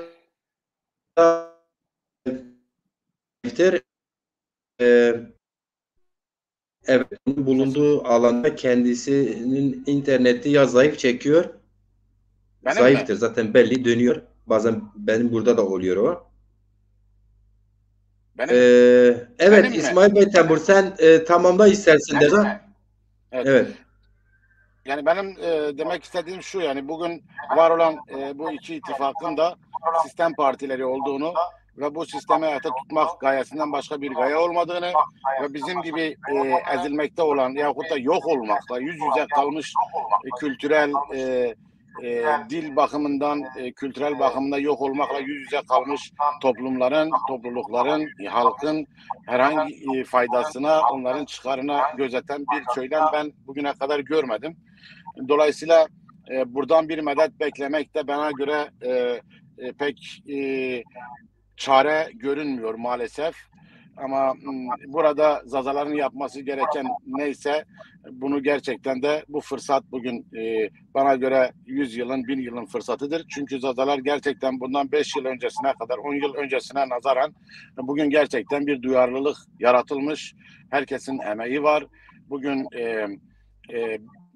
yani bir kelime yazanın veyahut da bir dernek kuranın veyahut da parti kuranın veyahut da sizin gibi çabalayan insanların, herkesin, bütün bu toplumun bir çabasıyla bugünün gelinmiş olduğu noktada yani bunu konuşuyor olmamız, bu seçimden nasıl bir politika, nasıl bir hareket edelemin çabası bile bizim için çok, 5 yıl önceye gidersek çok büyük bir kazanımdır ve bu kazanım herkesin paydası vardır. Herkesin payı var olan bir kazanımdır. Dolayısıyla burada eğer yine gerçekten uygun bir birliktelik, bizde derler ki ne piyagari, beraber hareket edebilme durumu eğer gelişirse gerçekten doğru yol bulunabilir. Bizim aydınlarımız çoktur. Gerçekten de bu durumda Türkiye'yi yönetebilecek aydınlar çıkabilir Zazaların içinden. Bunu da biz kendimiz de biliyoruz. Yüzlerce profesörümüz vardır. Bunun içinde biz hiçbir şeyimiz de yoktur. Ve bu, eğer Zazalar gerçekten de burada kendi siyasetini belirlemek isterlerse kimseye ne düşmanlık, kendi siyasetiyle beraber yok olmakta olan, ezilmekte olan diğer halkların da, Kürtlerin de, Lazların da, Çerkezlerin de faydasına olabilecek siyasetler üretebilir. Ve özellikle ben şunu iddiayla söylüyorum. Bugün gelinen nokta, bugünkü dünya gerçekten 90'ların, 80'lerin alışılmış siyasetleriyle siyaset üretilmez, politika yapılamaz. Yani bugün dünya çok hızlı, internet, yani bugünün dünyası, yani bir yerde okudum, eğerse yanlışsam düzeltiniz. Yani insanoğlunun uğradığı değişim bu son 25 yılda 800 yıla tekabül ediyor. Yani 25 yılda 800 yıl kat edilmeyen yol kat edildi, değişim, yani gelişim açısından. Biz daha eğer ki bugün mesela sistemin partileri veyahut da birçok parti daha 90'ların siyasetiyle bugünün siyasetini, bugünün dünyasını yönetmeye çalışıyor. Bu doğru değil. Buradan gerçekten de gelişmekte, yani bu gelişmekte olmuş bu dünyada Zazaların bir çıkışı, real bir şekilde gerçekten de üretilmiş bir siyaset güçlü olması gerekmiyor. Bana göre öyle çok güçlü veyahut da bilmem şaşalı olmak gerekmiyor. Doğru bir söylem, doğru bir politikayla birçok iş başarabilir ki birçok kelli felli partilerden bir daha çok büyük işler yapabilir. Dünyanın bu kendi aidiyeti için, kendi dili, kültürünü, kendini var edebilmek için, kendi etrafındaki diğer halklar için de, beraber yaşadığı toplumlar için de faydalı işler yapabilir. Yapabilir de yapmalıdır da. Onun için ben umut varım. Sizlere teşekkür ediyorum. Ben hevatkarım. Bunu da söyleyeyim. Ben yoldayım. Şu an arabayı yola çekmiş. Öyle konuşuyorum. Yerim belki bazen telefon oynuyor. Kimse kusura bakmasın. Herkesten özür dilerim. Rica ederim Deza, renk verdin, ne güzel görüşlerini dile getiriyorsun. Bütün zazalarda her fert. İstersen gerçekten imam, köy imamı olabilir, cami imamı olabilir, menzil olabilir. E, Dedim ya, şehit olabilir. Yani ulusal Evet, kimlik sorunu herkesin yani şunu da sorunudur. ekleyeyim, Köylüsünden tut yani işçisine kadar. eğer müsaadeniz varsa şunu da ekleyeyim Macir Bey. Eskiden dedim ya bugünkü dünyada Tabii. gerçekten 90'ların dünyası değil veyahut da yani eskiden bilgi dediği zaman Buhara'ydı, Taşkent'i, Semerkant'ı, Bağdat'tı, bilmem Kahire'ydi. Oralara gidip bilgi ediniliyordu. Bugün bilgi tuşun altındadır. Yani bugün bir parmağının dibindedir. Dünya çok farklı bir dünya oldu. Onun için biz umut var olalım. Yeter ki gerçekten samimi olarak samimiyetimizi karşı tarafa gösterebilirsek zazalar olarak ve karşı taraftan samimiyetimizi gören karşı tarafta samimi olarak davranıştığı zaman birbiriyle gerçekten de güzel bir dünya kurabilmek için sadece zazalar için değil güzel bir dünyada bir damla katkımız olursa ne mutlu bize. Ben kameramı kapatacağım. Teşekkür ederim Sayın Baydamur. Eğer siz bana kızmazsanız Sen kapat, sen yola devam et, sen eve gel. Sizi diyeceğim, gerektiği zaman dururum ben. Çok almadı yolum. Tamam. Sen devam et, kamera olsun dediğin gibi. Teşekkür ederim. Evet, Sayın Meymandar Ali arkadaş, biz ikinci bölümüne ve son bölümüne gidelim bu programın. Aslında Sayın Çatakçı'nın geniş değerlendirdi. Sayın Baytemur kendi yorumunu kattı. Kendisine göre bir değerlendirme yaptı. Birçok tespitte bulundu. O da çok heyecanlı. Belli ki seçim süreci onu çok fazla anladı. Sayın Meymandar, şimdi birkaç defadır vurguluyoruz. Bilmiyorum. Belki tekrara geçer ama seçim süreçleri zaten böyledir. Çözüm arayışları içinde olan insanlar çözüme ulaşmak için o çözümü tekrar dile getirirler. Onun çözüm yollarını, yol ve yöntemlerini tekrar dile getirirler. Şimdi zazalar tabii ki hani Türkiye'de Türk milletini temsil eden kurumları, siyasi partileri, devlet kurumları ve Kürtleri temsil eden kuruluşlar geçmiş var. Mesela Kürt Hareketi deniliyor ki 200-250-260 yıllık bir mücadele tarihi var Kürtlük adına. Türk aydın 5000 yıllık bir devlet gelenek tarihimiz var. Ama Zazalar işte Zaza yurtseverleri, aydınları, dil bilimcileri, tarihçileri hatta Zazaların nereden geldiğini, işte buraya yerleşik halk mıdır, değil midir, değilimden mi gelmiş, buradan mı değilime gitmiş, halen bu tartışmalar içindeyken bu da bize şunu diyor ki yani Zaza kimliği, müstakilliği üzerinde yoğunlaşma dil kültürle başladı. Siyaset aslında biraz Zazaların gündemi de yeni. Yani Zazacılık adına yeni. Bunu da belki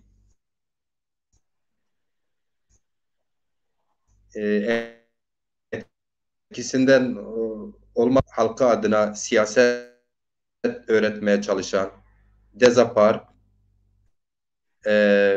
Dezapar daha çok sonra kurular bütün illerde hemen 41 ilde bütün illerde örgütlendi ama Zaza siyaseti burada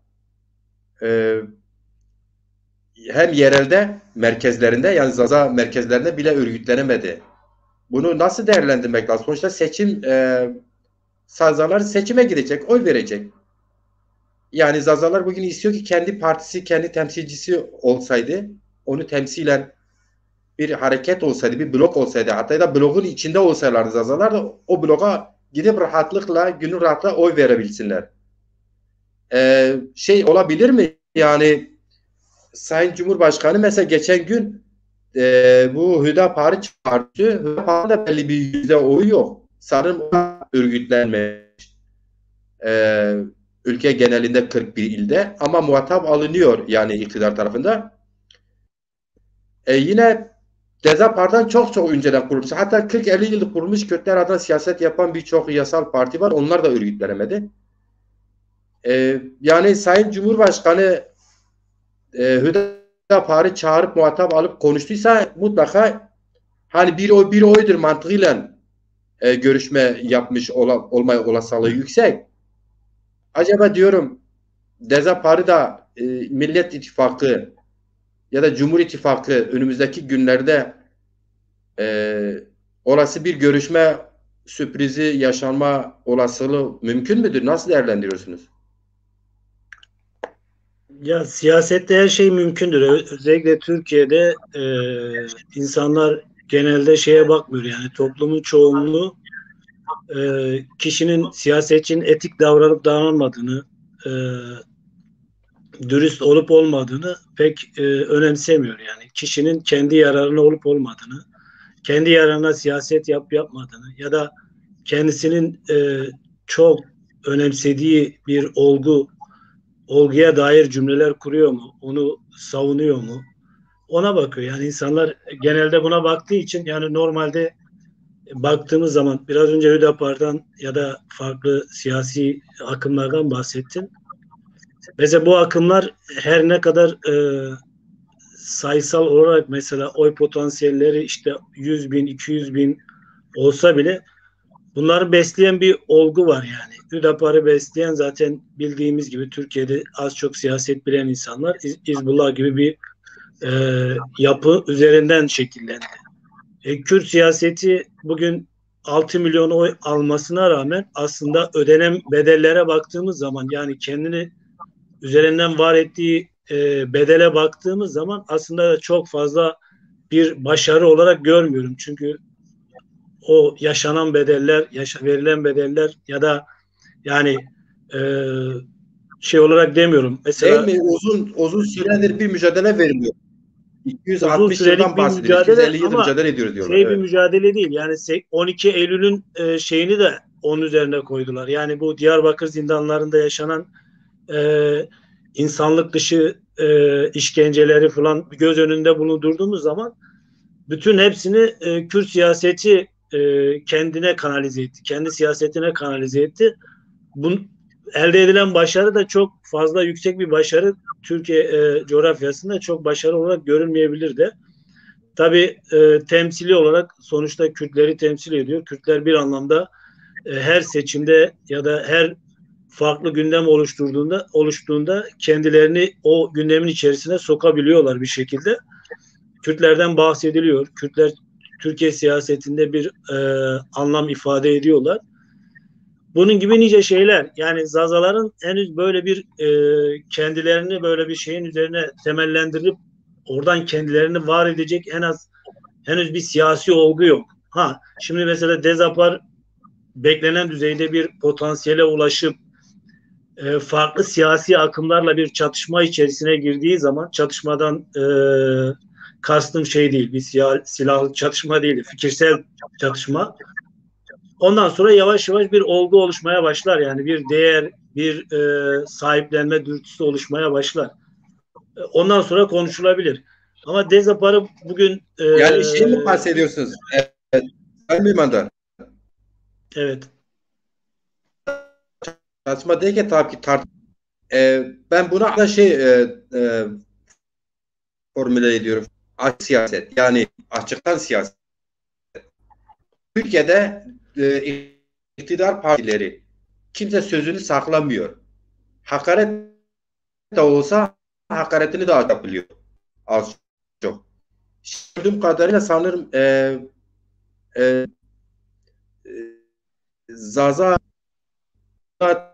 tabii ki Zaza Aydın'ın duyarsızlığı da katarsak biraz yalnız bırakılan bir konusudur. Onu da söyleyelim yani. Biz yaparken onu da söylersek biraz açıktan bir siyaset sanki yapılamadığından dolayı. Mesela şöyle bir örnek vereyim. Ben diyelim ki Zaza Hareketi'nin ileri gelenleriyim. Hatta genel başkanıyım. Yardımcılar. o dar grubun içindeyim. Siyaset öğretmem gerekirken Zaza toplumunun gündemini belirlemem gerekirken burada pasif kalabiliyorum. İşte mesela siyasi analizler, programlar, yazılar, makaleler yazacağıma buna çok fazla önem vermiyorum gibi bir yaklaşım ben şahsen görüyorum. Mesela ben Türkiye'deki bütün siyasi partilerin liderleri hatta sözcüleri sürekli kendi partisinin politikasını belirleyen argümanları kullanıyorlar. Kendi kitlelerine sürekli böyle motive ediyorlar, ayakta tutuyorlar. Zaza hareketine biraz bana göre böyle açık siyaset öğretmeme olayından dolayı kitleler Zaza hareketi var mı yok mu? Yani geniş Zaza kitleleri duyarsız kastım yani duyarlı, bağımsız Zaza düşünürleri, aktivistleri çıkarırsa ki bunlar da çok bölük pürçüktür yani kendi içinde. Çok fazla bölünmüş. Diğer kitleler mesela işte yani MHP tabanı Zazalar, AKP tabanı Zazalar, HDP tabanı Zazalar ve diğer partiler tabanı Zazalar, oy veren Zazalar aslında birçoğu Deza Parti'nde bir haberler. Yani bu ben biraz şeye bağlıyorum. Ya nasıl derini bilmiyorum. Açıktan siyaset olmadığından daha çok böyle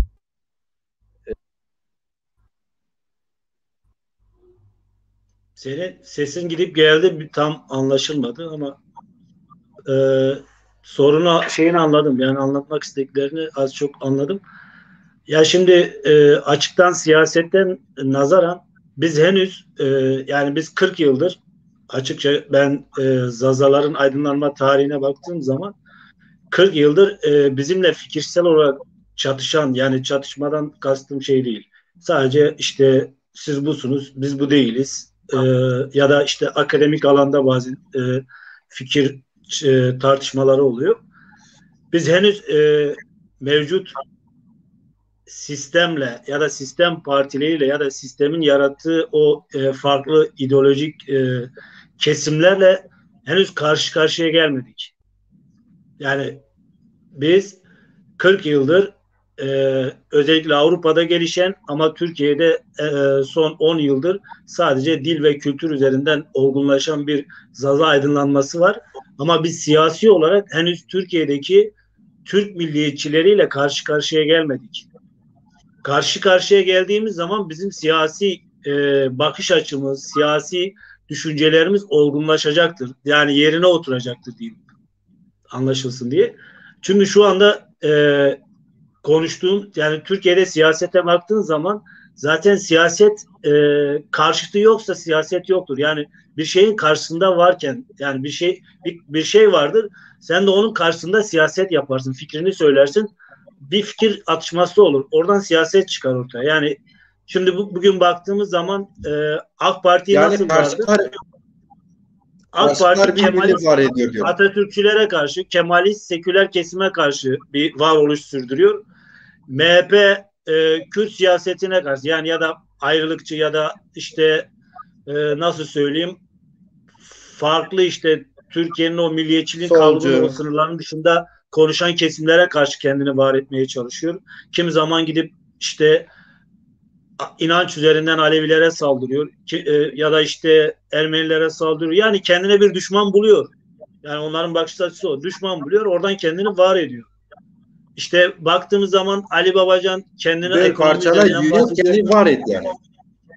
Ya işte herkes kendini karşıt bulup bir düşman bulup oradan kendini var ediyor. Siyasette de senin konuşabilmen için yani bireyi var eden ötekidir. Yani kişiyi var eden ben olmasam siz olmasanız benim bir varlığımın anlamı yok gibi. Öyle düşünelim. Siyaset de öyledir. Yani önce biz Türk milliyetçileriyle mevcut sistemin koruyucuları, taşıyıcıları olan kesimlerle Zazalar olarak yani Zaza kimliğinin bağımsızlığını, Zaza dilinin kültürünü yaşamasını isteyen bu konuda siyaset yapan kesimlerin Türk milliyetçileriyle karşı karşıya gelmesi gerekiyor. karşı karşıya gelme, yani bu gelmenin şöyle anlaşılmasını istemiyorum. Ben şiddete karşıyım. Zaza siyaseti de böyle yürümesi gerekiyor. Hoşgörüyü, etik davranmayı, adaleti, vicdanı sürekli ön planda tutmak gerekiyor. Siyaset yaparken de bunlarla hareket etmek gerekiyor. Karşımdaki insan ne kadar şiddete meyilli, ne kadar hoşgörüden uzak, anlayıştan uzak olsa bile, yani birlikte yaşama anlayışından uzak olsa bile biz bir şekilde onu ikna etmek durumundayız. Yani kendimizi o karşımızdaki insan kötü diye biz de kötü olmak zorunda değiliz. Öyle söyleyeyim. O açıdan Zaza siyaseti yeni yani henüz hala mesela şeyde baktığımız zaman Kürt siyaseti önemli ölçüde ikna olmuş gibi. Yani Zaza siyasetiyle biz fazla tartışmayalım. Haklı çıkamayız. Yani ama tartışmak güzeldir. Yani onlar bir şeyler söyler, biz bir şeyler söyleriz. Sonuçta siyaset oluşur, bir olgu oluşur. Yeni neslin kafasında Zaza siyaseti nasıl yapılır? Hangi siyaset dilini kullanmamız gerekiyor? Hangi çizgiyi takip etmemiz gerekiyor diye bu anlamda bizim Türkiye'de siyasete başladığımız anda karşılaşacağımız kesimler karşılaşacağımız kesimler Türk milliyetçileri olacaktır. Yani Türk milliyetçilerinden kastım bunun içerisine siz dindar Türk milliyetçisini de koyabilirsiniz, seküler Türk milliyetçisini de koyabilirsiniz. Her türlü Türk milliyetçisini koyabilirsiniz. Irkçısını da koyabilirsiniz. Biz onlarla karşılaştığımız zaman bizim siyasetimiz olgunlaşmaya başlayacak. Tartıştığımız zaman, fikirlerimiz çatıştığı zaman o zaman olgunlaşacaktır. Biz o zaman daha rahat Türkiye'nin gündemine dair fikirlerimizi söyleyebileceğiz. Çünkü şu anda Türkiye'nin gündemine dair, herhangi bir gündemine dair fikir ilettiğin zaman sınırları var. Yani Türk milliyetçilerin ya da sistemin oluşturduğu bir sınır var. Hani nasıl ki mülteciler geçmesin diye Meksika'da ya da işte Suriye'de, Yunanistan'da ya da bir yerde duvar örüyorlar ya geçmesinler diye. Şu anda mevcut anayasayla ya da bir asırlık yani 20. yüzyılda başlayan ve bugüne gelen bir anayasayla oluşturulmuş bir siyaset anlayışı, siyaset olgusu var. Bu şeyin içerisine girebilmek gerekiyor. Anlıyor musunuz? Biz buranın içine girmeyene kadar gündeme dair konuşamayız. Yani Kürt siyasetinin yani HDP'nin ya da farklı kesimlerin, Hüdapar'ın ciddiye alınmasının nedeni gündeme dair yorum yapıyor.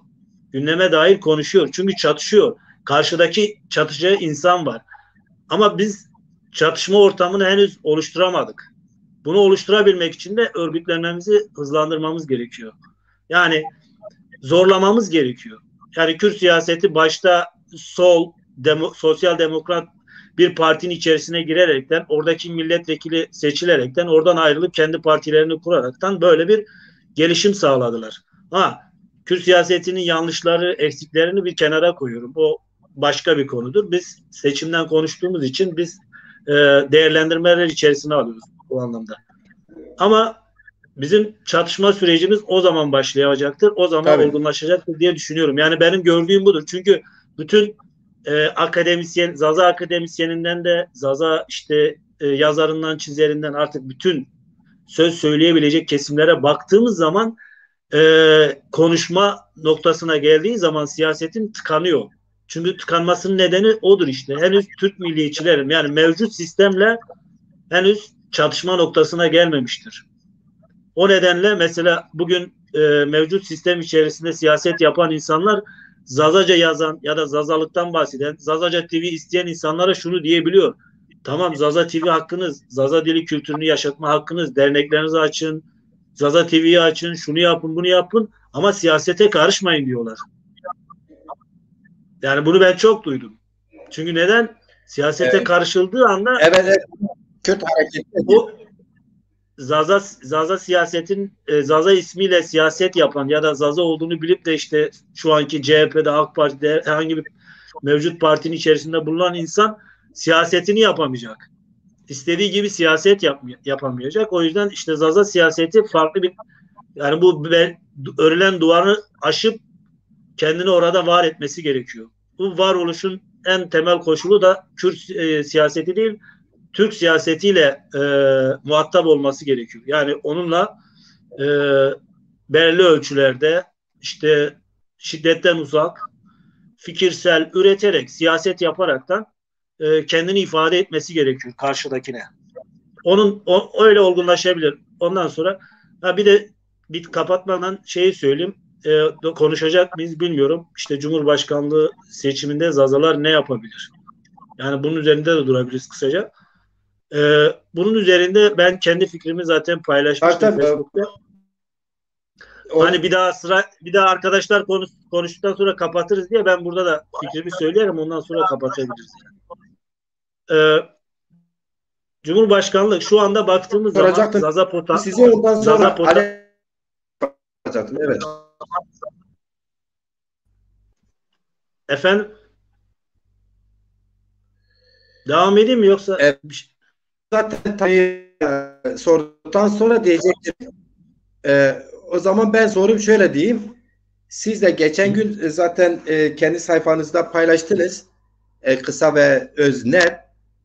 Bu seçim sürecinde aslında işte Zazaların yapabilecekleri işler var. Yani mesela diyelim ki parti örgütlenemedi, örgütlülüğünü tamamlayamadı, seçimlere katılamadı. Evet, doğru, herkesin kabulü. Parti yenidir. Kendi karşıtları üzerine kendini var edebilirdi. Hani diyelim ki yapamadı. Öyle kolay değil. Yenidir. Her şey yeni. Her şeyle yeni yani. Dolayısıyla ama alternatifini oluşturabiliriz diye bir anladığım kadarıyla, yani özet olarak özetlersek sizin paylaşımınız vardı. Bu da nedir? Biliyorsun, mevcut anayasaya göre 100.000 ıslak imza toplayıp bir aday adayını Yüksek Seçim Kurulu'na vermek ve bu 3 ay kaldı. 3 ay 3 gün falan kaldı seçimlere. Eğer 14 Mayıs'ta olursa bunu Zaza halkının, Zaza yurtseverliğinin, Türkiye'deki demokrasinin gelişimine bir katkı olabilir diye Zaza kimliğine de bir sıçrama yapabilir. Sanırım buradaki kasıt bir Cumhurbaşkanı adayıydı, değil mi? Yani madem ki öğrenememişsin, örgütlülüğü tamamlayamamışsın, muhatap alınmıyorsun, kendini yat. Gündemine kendini gündemiyle sen oluştur ki başkaları seni konuşabilsin. Şimdi hakikaten çok da yerinde bir tespit. Şöyle ki çıkış yaparsa Zazalar sürecinde gündemine gelir. Belki her üç ittifakın da dikkatini çok fazla üstüne çekmiş olur.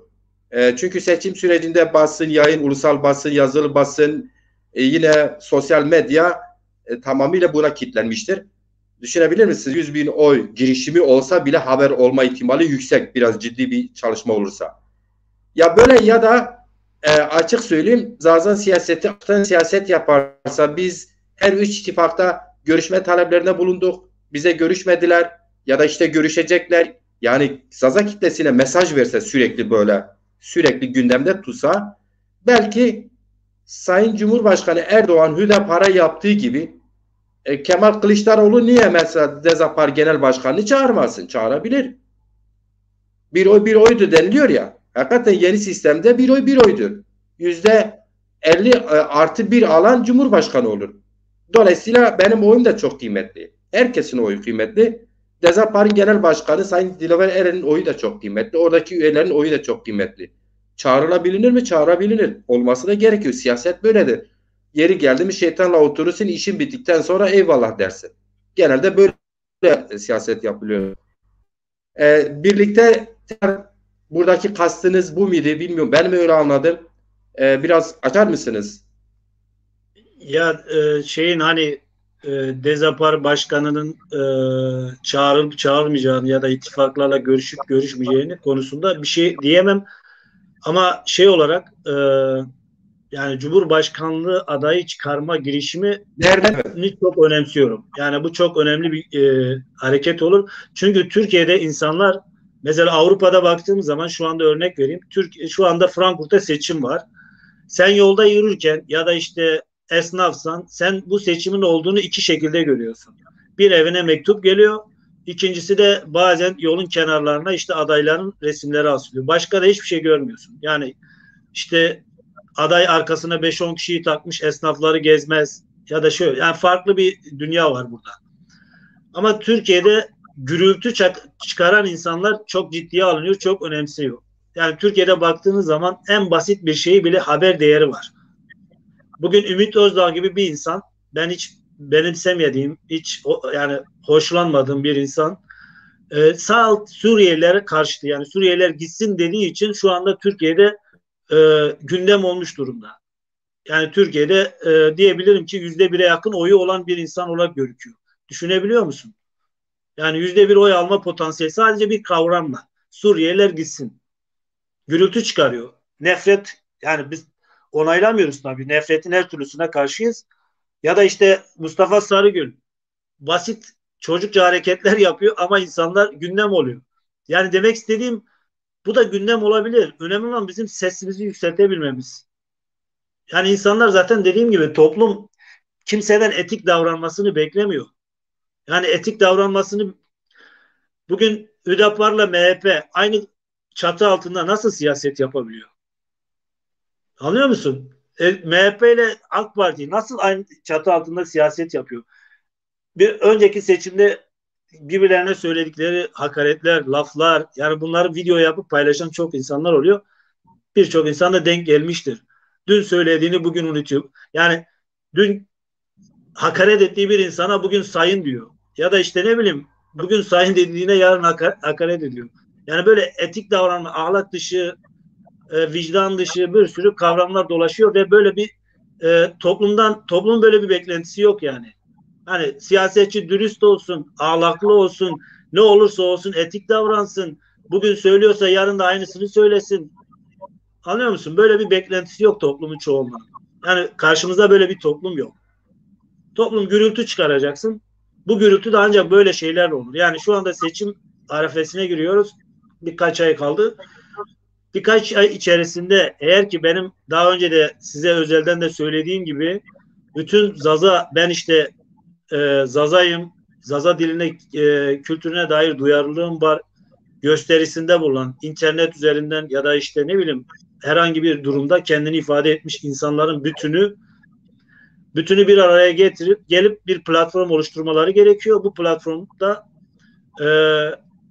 bir aday belirlemesi gerekiyor. Bunun dışında şu anda alternatif yok. Yani her aktif olan ya da yarı aktif olan bütün dernekler. Yani sadece işte kağıt üzerinde olan dernek de olabilir. Kişi, ben işte Zazader Başkanıyım, Zazader yönetimdeyim. Dernek yeri olması da önemli değil. Kişi var, kitap yazmış, Zazaca kitap yazmış, Zazalardan bahsediyor. Zaza diline duyarlıdır. O insanlar hepsini bütün olarak bir araya gelip, arkadaşlar seçim geliyor, bizim varoluş mücadelemizin biraz ses getirmesi için bizim bu girişime katılmamız gerekiyor. Yani belki aralarında birbirlerini sevmeyenler, birbirlerinden nefret edenler, birbirleriyle çatışmış, birbirlerinden hakaret etmiş, birbirlerini küçümsemiş, yani her türlü sorun yaşamış insanlar, bunları bir kenara bırakacak, seçim arefesine kadar bu ortak platformda bir araya gelecekler ve biz halkımız için ben kendim şahsen birkaç insanla yani 5-10 yıldır konuşmuyorum, görüşmüyorum. Yani Zaza meselesinde samimi bulmadığımı düşünüyorum. Ama bugün o platforma onun da gelmesini istiyorum. Gelsin, fikrini söylesin, katılım ne kadar sağlayacağını belirsin, çalışmalarda ne kadar görev alacağını belirsin ve o çalışmalar içerisinde hareket etsin. Seçimden sonra zaten bizim 100.000 oy toplasak bile kazanma şansımız da yok. Ama Türkiye'de Zazalar bir siyasette bir şey ifade edecekler, bir anlam ifade edecekler. İşte o zaman bizim siyasetimiz başlayacak. Yani o 100.000 imzayı toplarsak Zaza siyaseti başlamış olacak. Çünkü seni ciddiye alacak. Yani bütün televizyonlar mecburen, yani kaç aday var? Aha, Zazaların adayı da var. 100.000 imza toplamışlar. Yani ister istemez sen aylarca konuşulacaksın. O konuşmalar işte senin propagandan olacak. Senin siyasetin oluşacak. Yani sen ne istiyorsun? Neden istiyorsun? Kimsin? O zaman sana Türk milliyetçisi diyecek, arkadaş burası Türkiye, vatan millet Sakarya. Sen diyeceksin yok arkadaş, burası işte Diyarbakır, Bingöl, Dersim. Yani siyaset böyle oluşacak yani. Bunun başka alternatifi yok yani. Mevcut Türkiye'de siyaset, Zazaların siyaseti böyle oluşacak. Maalesef.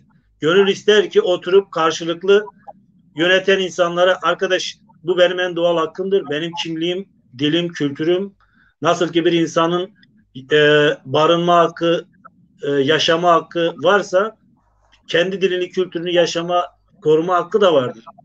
Bu benim doğal hakkımdır. Bunu vermek zorundasın.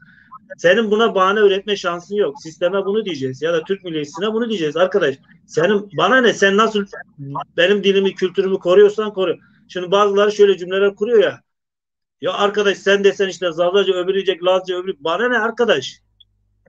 Sen ülkeyi yönetmeye talipsen, ülkenin anayasasını oluşturmuşsan sen benim bu hakkımı vereceksin. Nasıl verirsen ver. Beni ilgilendirmiyor. Eğer sen egemen kültürün temsilcisiysen, egemen sistemin temsilcisiysen benim bu hakkımı vereceksin. Ben sana vergi veriyorum. Ben sana nasıl vergi veriyorsam, işte benim suyum geliyor, benim elektriğim geliyorsa ben sana vergi veriyorum. Benim dilim, kültürüm de gelecek. Kimliğim de gelecek. Çatışma oradan başlayacak ve biz var olmaya başlayacağız. Ondan sonra biz böyle seçim olduğu zaman adayımız kim, nasıl yapacağız, nasıl bir yöntem, yol izleyeceğiz diye üzerine konuşacağız. Benden bu kadar. Teşekkür ederim. Çok çok teşekkür ederim Sayın Memandar. Zaten epeydir bir çalışma var. Böyle bir girişim var. Madem ki siz biraz değindiniz. Bu girişim önümüzdeki günlerde sırf bu girişimin çalışmalarını anlatacak. Bu girişimlerde hangi aydınlarımızla konuşuldu? Bu girişimde kimler, kaç kişi bu girişimde yer alacak, görev alacak? Bunlar da kamuoyuna açıklanacak. Zaza kamuoyu rahat olsun. Zaza halkı gerçekten rahat olsun derken tabii ki rahat değiliz. Rahat olmayalım da şu anlamda diyoruz. Artık Zaza toplumu 6 milyon, kimisine göre 10 milyon, bu toplum homojen bir toplum değildir. Mutlaka farklı ideolojiler içinde barındıran, temsil ya da toplum içinde temsilini gören bir toplumdur. Dolayısıyla aslında bizim Zaza sorunumuza meselesi biraz daha ideolojik sorunudur. İdeolojik örgütleme, çizgi nettirme, dünya görüşü, işte karşıtlarına neyle çıkarsın? Bir ideolojik politik çizgin olur. Bu sırf kimlik eksenli değil. Yani bir de bir dünya, gelecek için Zazalara ne vaat ediyorsun? Bunlar hepsi netleştiği zaman sen onun politik savunmasını yaptığın zaman karşıtların zaten seni fark eder. Düşünebiliyor musun? Türkiye'de 126 tane parti var.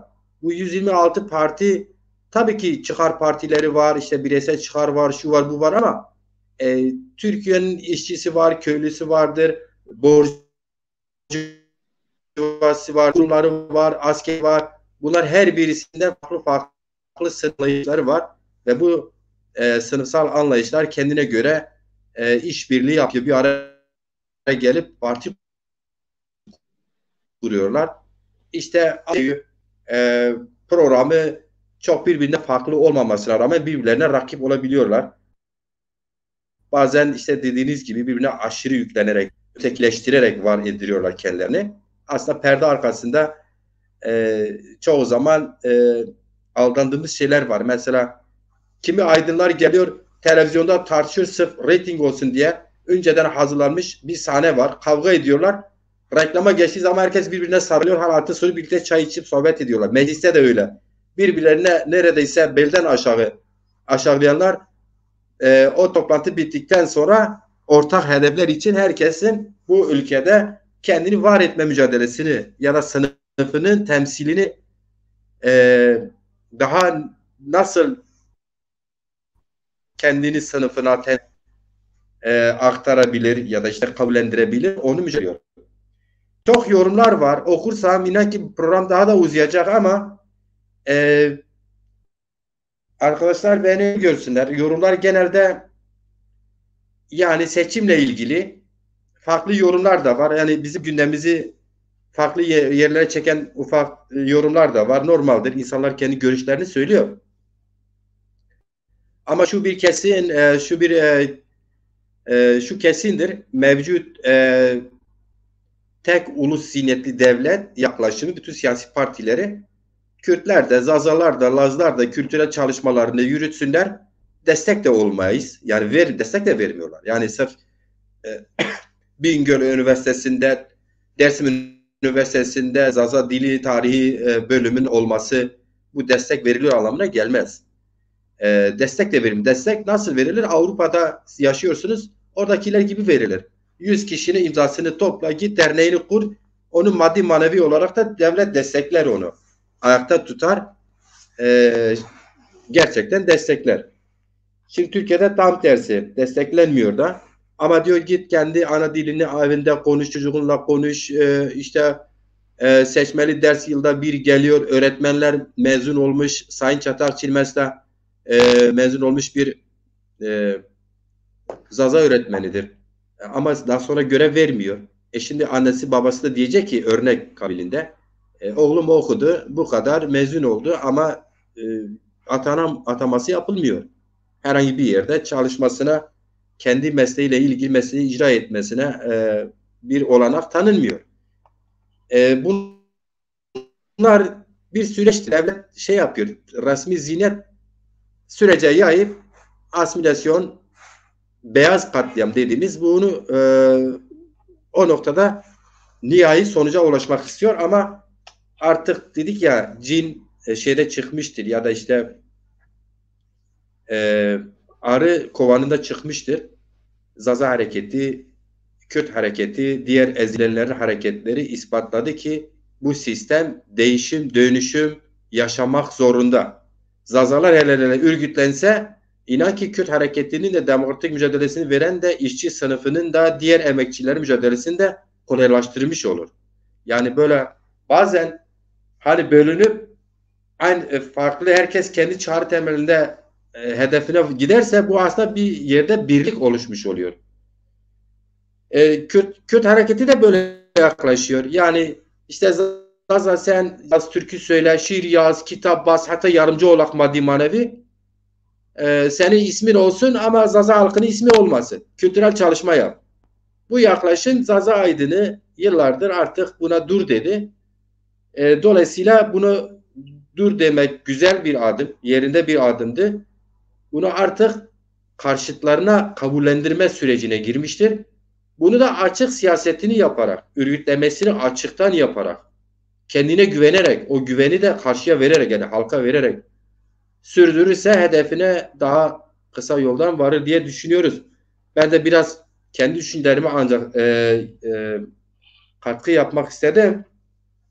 O süreç var. O Cumhurbaşkanı süreci çalışmaları var. Yaklaşık epey sayıda bir Zaza Aydın'ı duyarlı politik kesimlerle de görüşüldü. Bu önümüzdeki günlerde onun nihai açıklaması kamuoyuna da yapılacak. Sanırım onu kastettiniz. Biraz Sayın Çatakçı şimdi evet tekrar dönersek kendi gündemimizi karşı tarafa, karşıtlarımıza dayatırsak, karşıtlarımız da bize el sallama, merhaba kardeşim deme yerine buyur madem ki kardeşiz masa gösterelim onlara. Gel karşıda kardeş eşit oturalım şu masada. Ben seninle nasıl kardeşim yani? Hangi hukuk, kardeşlik hukukumuz nedir seninle? Sen bana kardeş diyorsun da bunun hukuku ne? Bunun hukukunu gel birlikte oluşturalım. Dolayısıyla o günlere gelmek için kendini önce var etme, mücadelesini büyütmek eş anlamlı mıdır hocam? Bilmiyorum yani öyle bir sordum. Anlayabildin mi hocam? Soruyu sanki böyle şey gibi oldu da. Tamam ben anladım. Müsaadenle önce kısa bir kişiyi vurgulamak istiyorum. Sen İsmail konuştuğu sırada bölümde şey söyledin. Not almamızı falan söyledin. O başlıklara bir iki cümle söylemek istiyorum. Yani değinmek istiyorum. Not aldım yani onu söyleyeyim. Tabii ki. Buyurunuz hocam. Siyaset ve sanat, yani siyaset ve kültür sanat ilişkisi dediğimizde kuşkusuz yani bunlar birbirinden yaratık şeyler değil. En nihayetinde bunlar topluma dair şeyler, topluma içkin olan şeyler. Şimdi halihazırda yani dünyanın hiçbir yerinde siyaset, sanat, yani kültür sanat birbirinden kopuk değil. Hele ki bizim gibi toplumlarda yani mesela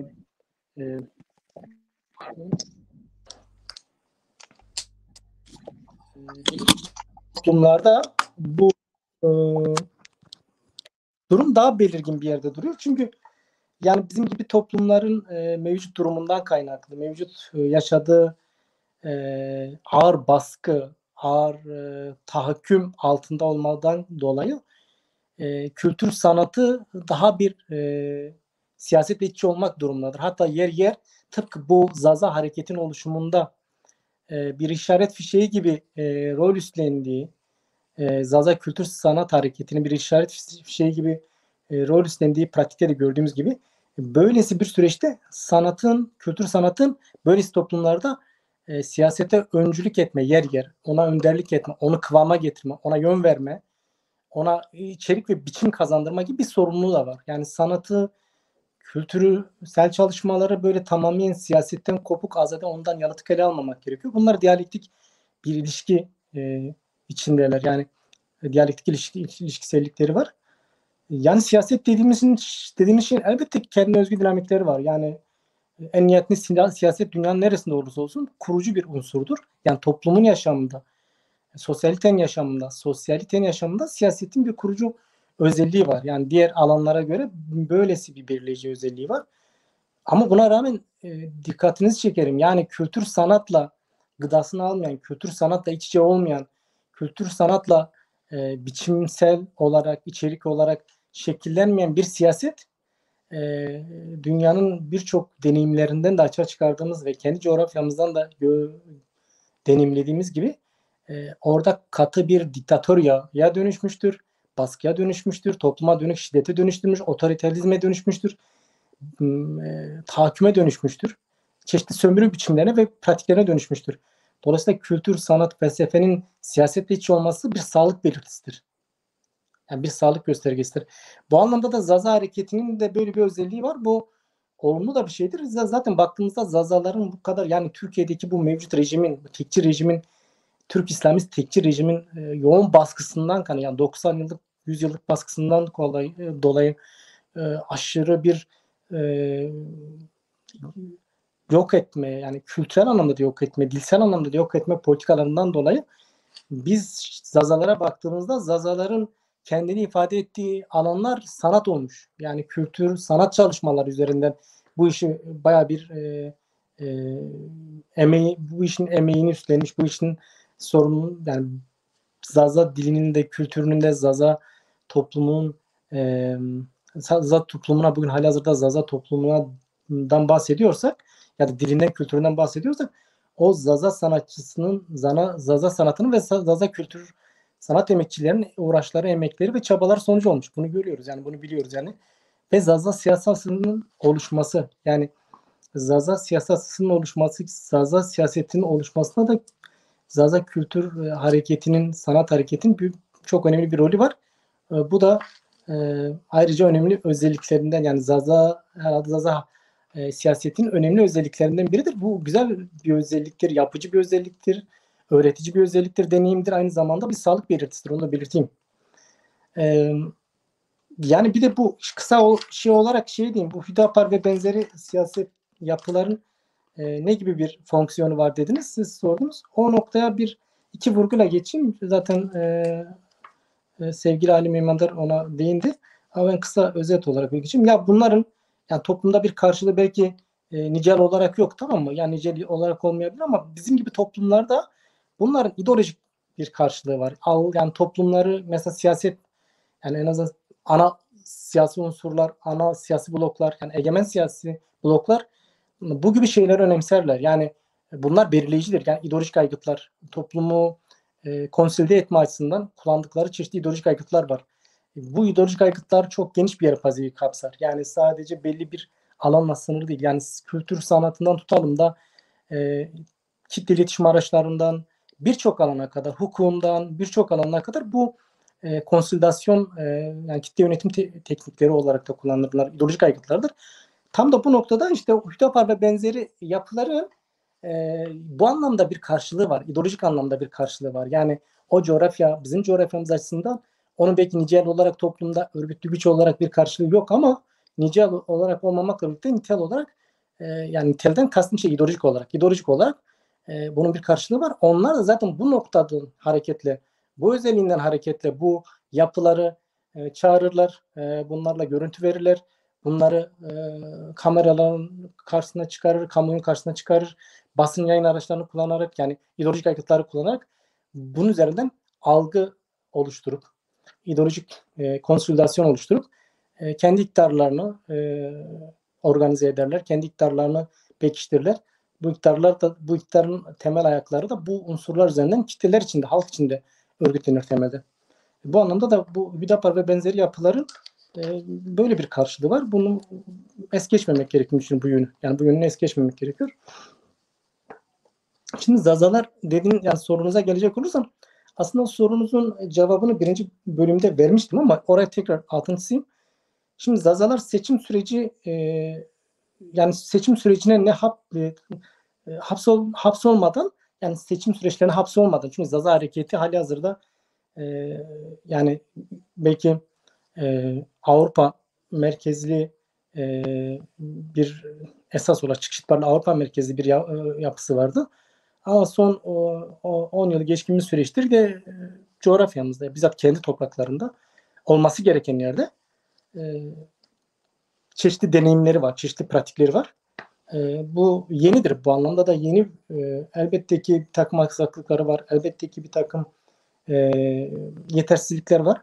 Ama şunu görmek lazım. Yani bir yerde anlaşılır bir şeydir. Yani Zaza hareketi, Zaza siyaseti, ya Zaza siyasal öznesi yeni bir öznedir. Siyasal tecrübesi yenidir. Siyasal birikimleri bu anlamda yenidir. Birikimler oluşturuyor, tecrübeler oluşturuyor. Yani yönetsel anlamda eksikleri vardır. Bunlar hani siyaset kurucu unsurudur dedik. Yani siyaset tüm toplumlarda olduğu gibi bizim toplumda da öyledir.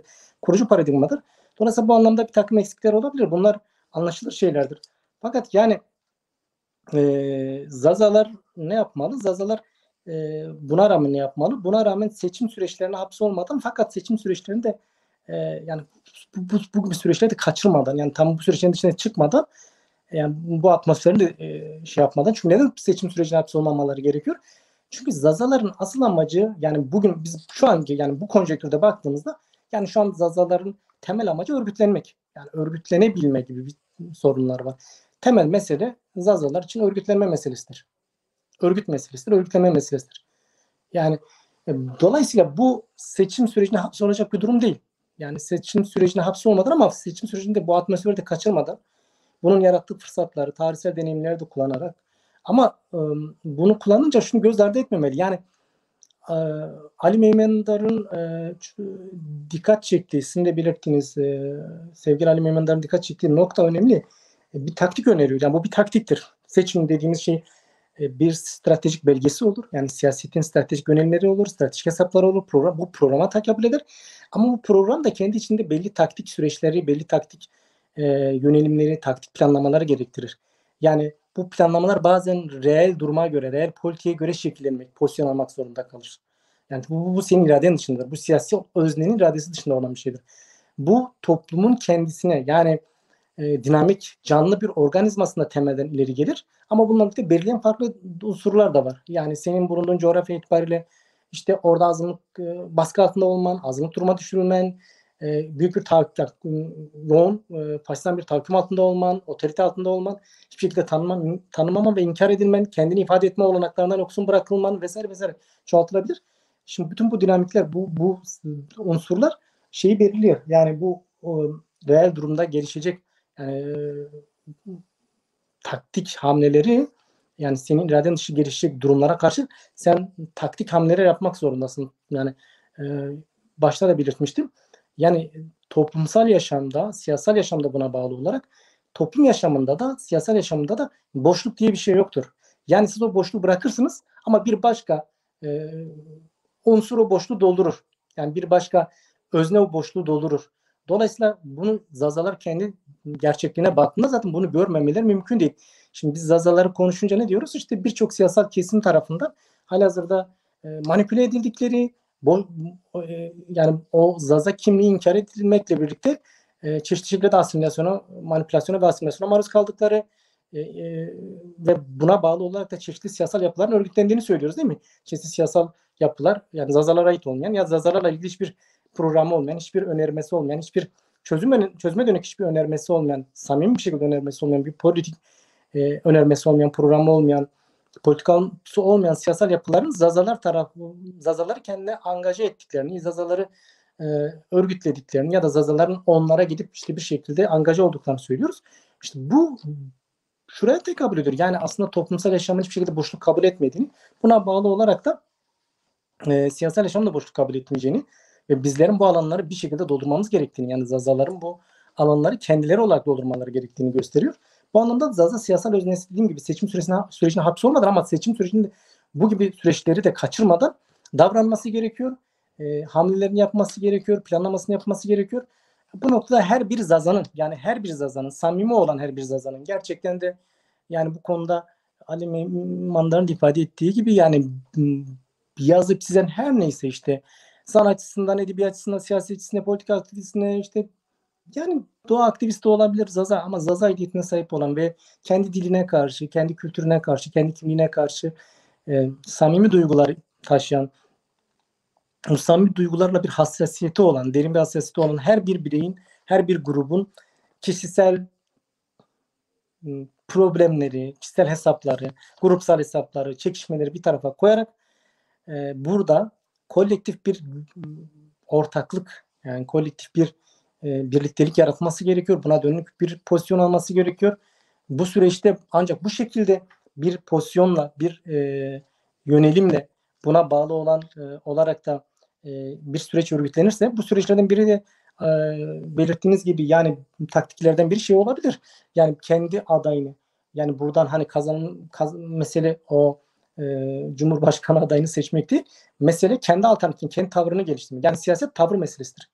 Yani siyasetin tavrı olmak zorundadır. Tavır da taktiğe bağlı. Yani bu bir taktiktir ve bir tavır meselesidir. Biz burada taktiksiz, tavırsız kalmadığımızı topluma dönük, ve bunun birçok yönü var. Hem taktiksiz, tavırsız kalmadığımızı toplumuza gösteriyoruz. Aynı zamanda da göstermiş olacağız. Aynı zamanda da bu boşluk ya da bu doldurulmuş, yani boş bırakılmış, tarihsel süreçte boş kalmış alanı birileri doldurmuş. Yani yavaş yavaş onlara, hadi burayı artık boşaltın. Çünkü burası asıl özdeleri olan Zazaların kendisi buralara geliyor. Yani buralar, hani basit bir deyimle, yani bu köyün sahibi, yani bu şeyin sahibi kimse, onlar geri geldi. Yani yerine gelmek ve köyüne, toprağına, taşına, ağacına sahip çıkmak, tarlatumuna sahip çıkmak için, bağına, bahçesine sahip çıkmak için, bak biz geldik, bizim burası bize aittir ve biz buraya sahip çıkıyoruz diyebilme yeterliliğine ve cesaretine sahip olma durumu söz konusudur. Buna bağlı olarak da yani toplumsal örgütlenme, toplumsal hareketlenme ve siyasal öznenin, yani Dezapar ve benzeri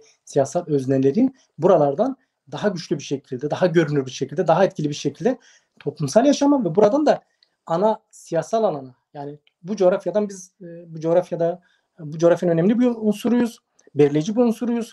Ulusal anlamda üçüncü büyük ulusal kimliğe sahibiz, etnik kimliğe sahibiz, dil kimliğine sahibiz. Dolayısıyla burada kurucu bir unsuruz. Yani burada belirleyici bir unsur. Bundan da hareketle şöyle bir durum açığa çıkıyor. Tam da sizin söylediğiniz, yani sizin soruya cevap olarak söyleyeyim.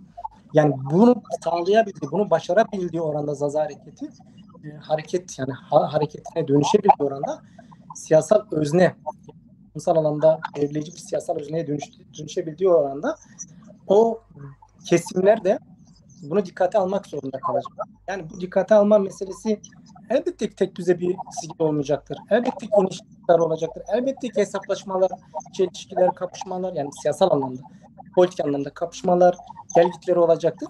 Yani bu vurgularım sevgili Ali'nin belirttiği şey vardı. Hani işte Türk milliyetçileri ve benzeri, ya diğerleri, işte karşımıza elbette ki Zazalı hareketin olası, yani gelişmesi, bir dinamik gelişmesi önünde büyük, yani ciddi engeller var. Yani bu 1000 yıllık kardeşlik hikayelerin aslında bir karşılığı var.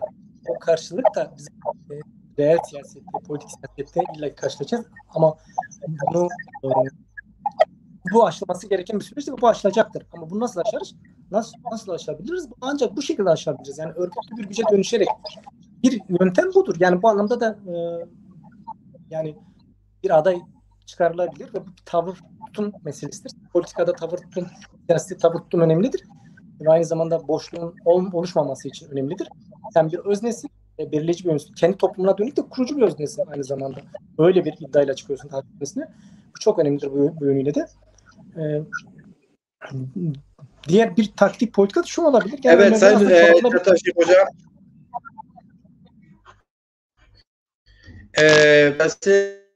Siz anladığım kadarıyla şunu diyorsunuz. Tabii ki için önemli veriyor. Ama esas Zaza sorunu aynı zamanda kimlik sorunu. Kimlik sorunu da aynı zamanda politik bir sorundur. Dolayısıyla özünde aslında ideolojik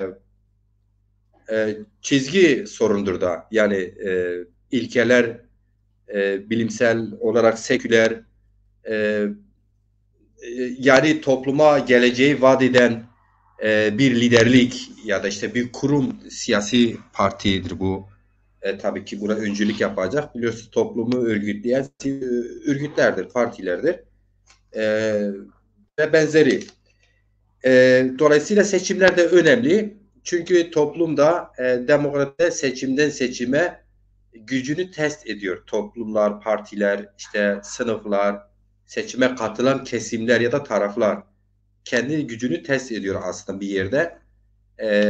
Mesela bugün iktidarıyla muhalefetiyle eğer 14 Mayıs'ta seçime gidecekse hem iktidar kendini ölçmüş olur, toplum karşısında aynada görmüş olur, hem çok iddialı olan diyelim ki muhalefet. Bu aynı zamanda bizim için de geçerli. Peki hocam şöyle bir durumda söz konusu değil mi? Biz diyoruz hani tabii ki Zaza toplumu siyasette yenidir kendi adına. Bunun tabii ki etkisi var da biraz da sanki böyle sistemin Zazalara biçtiği çerçevede Zazaları mevcut temin isim de vermek gerekirse siyasi partisinden bahsetmelidir, federasyonlaşmalardır, işte benzeri. Zazalar bu biçilen kıftana mı oyunu çok fazla hareket ediyorlar. Kabullenmişler mi? Şunu şöyle bir örnek vereyim. Örneğin tabii ki ben isterim özet değinesin çünkü program uzadı. Örneğin Zazalar yılda bir seçmeli ders tercihine Zaza aydınlar neredeyse herkes bir 10 paylaşım yapar. Bir yazı da yazar 10 kere paylaşım yapar. Ama aynı Zaza aydını seçim sürecinde seçimle ilgili bir makale bile yazmamış.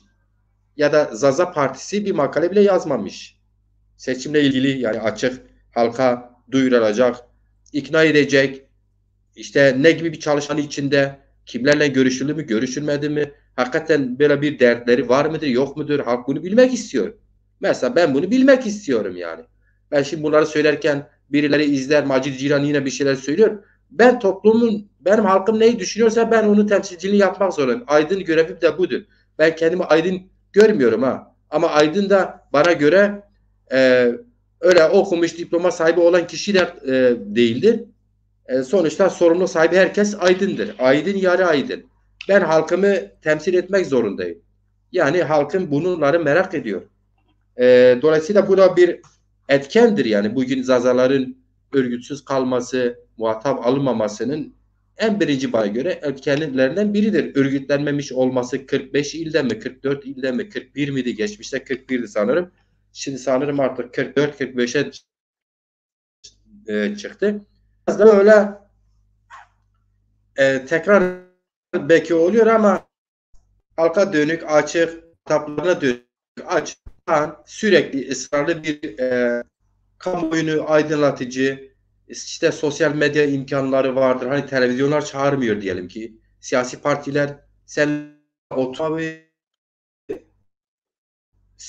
işte Twitter'dan tut, Facebook'undan tut, Messenger'ından TikTok'una yaptığım yerde program gidiyor. Belki onların ismini zikrederek kanal zarar da görür olabilir. YouTube var. Tüm kesimler bunları kullanıyor. Artık hatta YouTube o kadar önemli. Bu sosyal ağlar o kadar önemli. Birçok bu sosyal ağları iyi kullanan kesimler YouTube'a verdikleri programlar gençler artık indiriyor. YouTube'da izliyor. Yani bizim bildiğimiz ulusal basın dediğimiz şeydeki programları indirip izliyor. İşte programları olsun.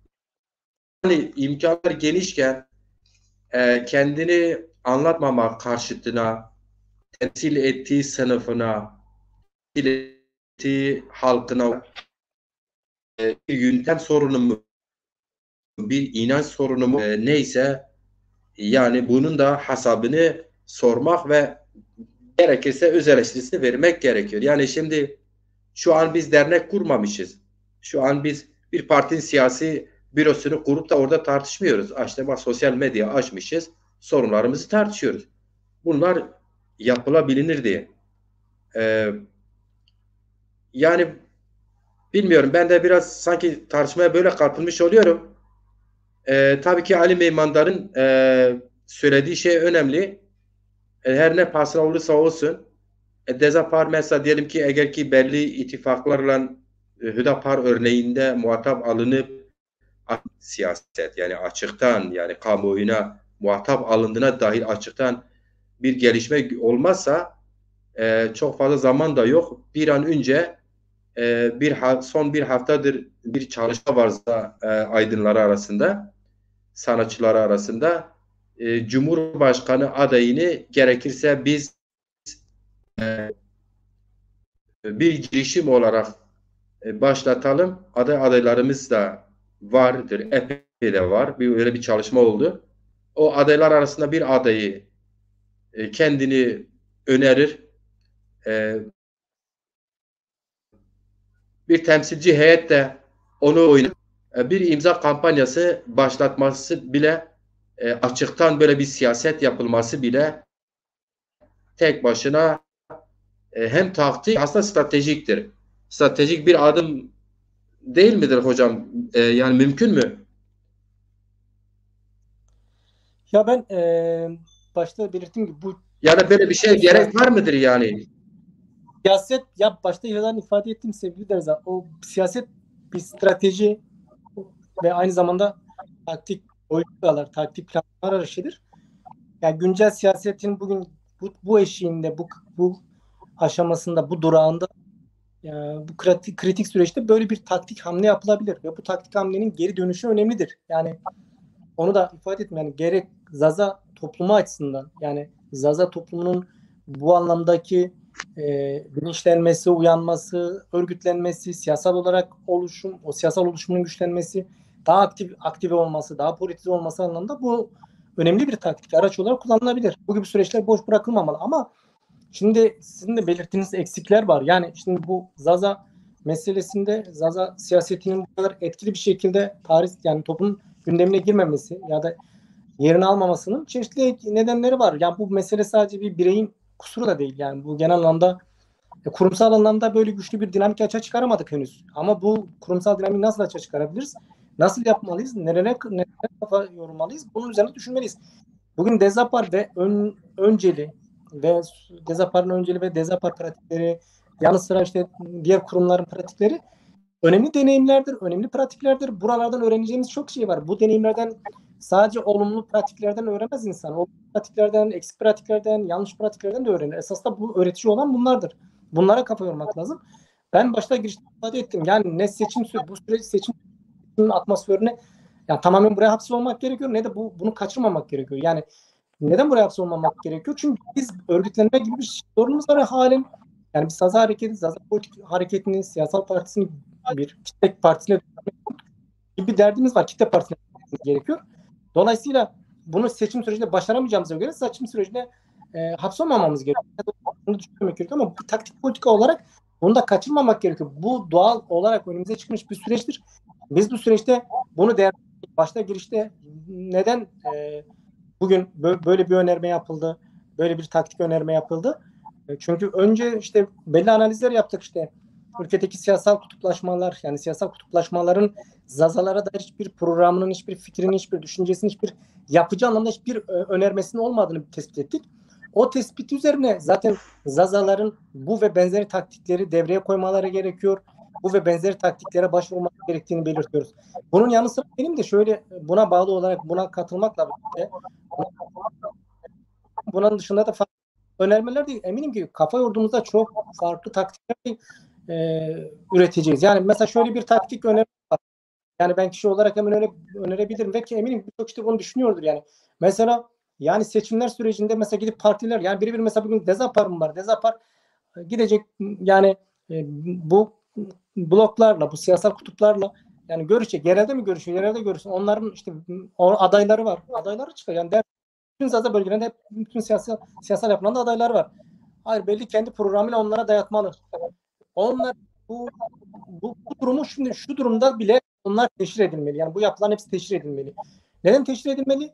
Yani bu blokların aslında bu yapıların Zazalara da vermediğini, Zazaların hiçbir soruna temas etmediğini, Zazaların hiçbir sorunuyla ilgili bir tek cümle kurmadığını, yani bir satır yazmadığını, bir madde bile işlemediklerini bütün bloklar ama Zazalara da görmedim, duymadım, bilmiyorum siyasetini uygulayan yani bütün kesimleri teşhir edilmeli ve bunların adayları en geniş şekilde yani bugün teknolojinin birçok imkanı, nimeti var. Bugün bak bu ortamda buluşursa bu tekniğin ve teknolojinin getirdiği imkanlardır. Zazaların çok fazlasıyla imkanı var. Belki ekonomik olarak örgütlü güçleri yok ama bugün teknolojinin teknik araçları kullanarak, iletişim araçlarını kullanarak bile çok şey yapılabilir. Evet, Zazaların yani siyasal ne anlamında büyük bir eksikliği var. Boşluk var. Yani boşluk var. Bu boşluk doldurulmadı da. Yani bir Zaza Partisi var. Evet. Onda var. Burada o tam rolünü oynama durumundan gerçekliğinden şu anda uzak. Şu anda uzak ne sağlanması gerektiğini belirtmiştim. Yani bu süreç işidir ama bu süreçte kaçınmamak gerekiyor. Bu anlamda öneriniz önemlidir. Yani dediğim gibi bunlar şimdiden teşhir edilmeli. Bununla birlikte bu adaylar mesela çoğu Zaza bölgesinden çıkan, Zaza bölgesinden muhtemelen seçilecek bütün vekil adayları Zaza kökenlidir. Zazadırlar. Gidip onlarla olursa Zazadır en azından. Bunlarla görüşülmeli.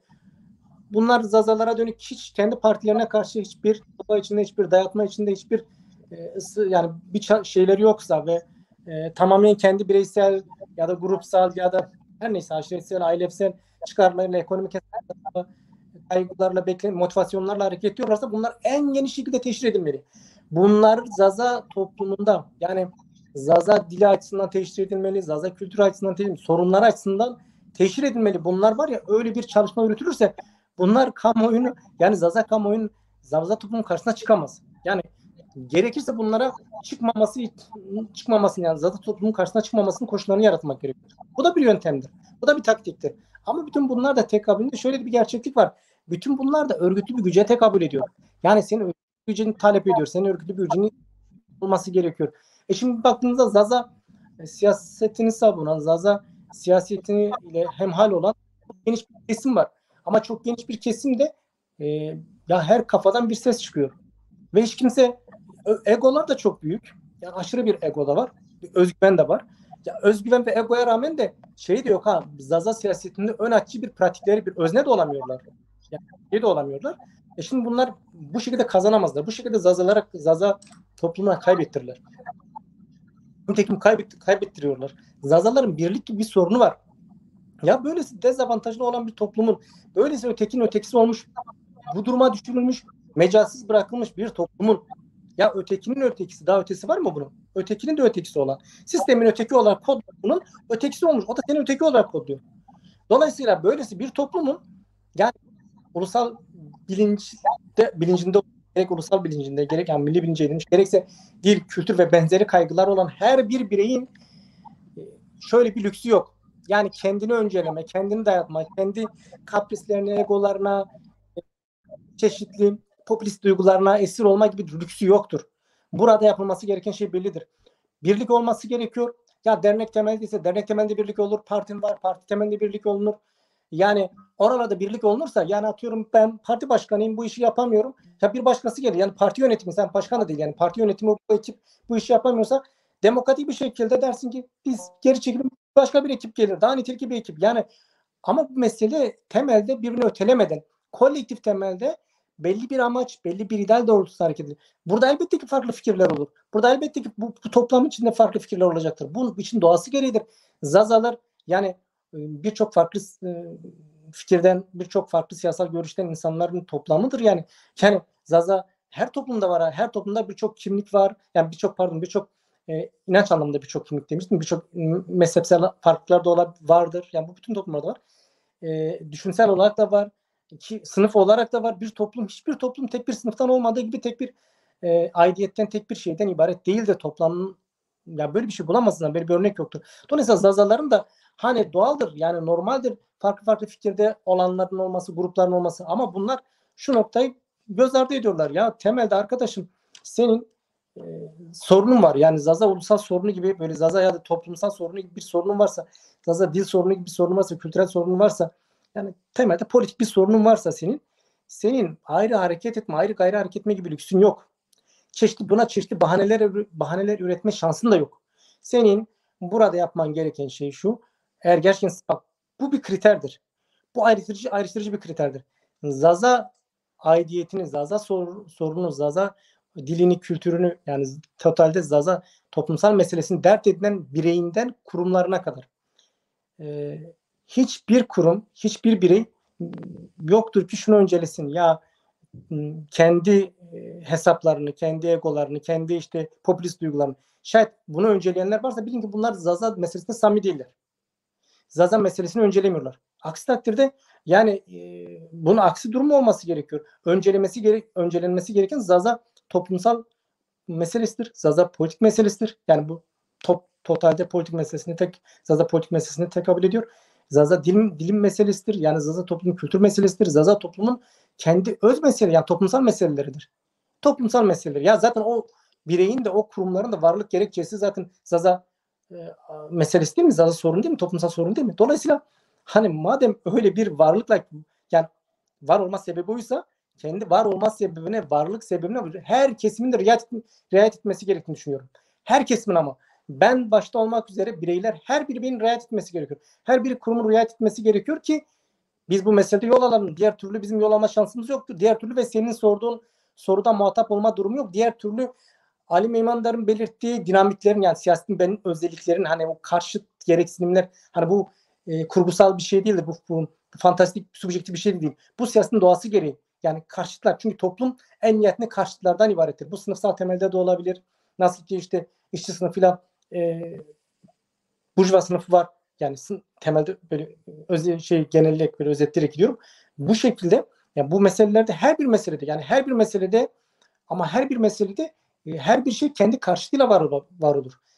Karşıtından gereksinim duyar. Dolayısıyla hani bu siyasetin doğasında da böyledir. Siyasette bir takım dinamikleri var. Bu dinamiklerden bazıları da bunlardır.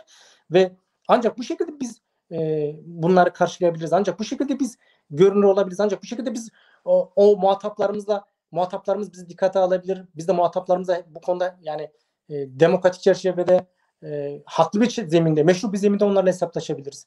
Onlardan haklarımızı söke seke alabiliriz. Yani emekle, mücadeleyle, ısrarla, örgütlü güçle alabiliriz. Ve onlarla da hesaplaşırız. Ötekisiyle de hesaplaşırız. Berikisiyle de hesaplaşırız. Ve sizin dediğiniz noktaya geliriz. Onların da bizi dikkate almaya, bizi muhatap olarak görmeye, bizi manipüle etmeye değil. Yani gidip şurada burada işte çeşitli siyasi partilerin başkanlarının gidip şurada burada tamamen manipülasyon amaçlı. Hamaset siyaseti karşılık bulmaz. Hamaset siyasetin bir karşılığı olmaz.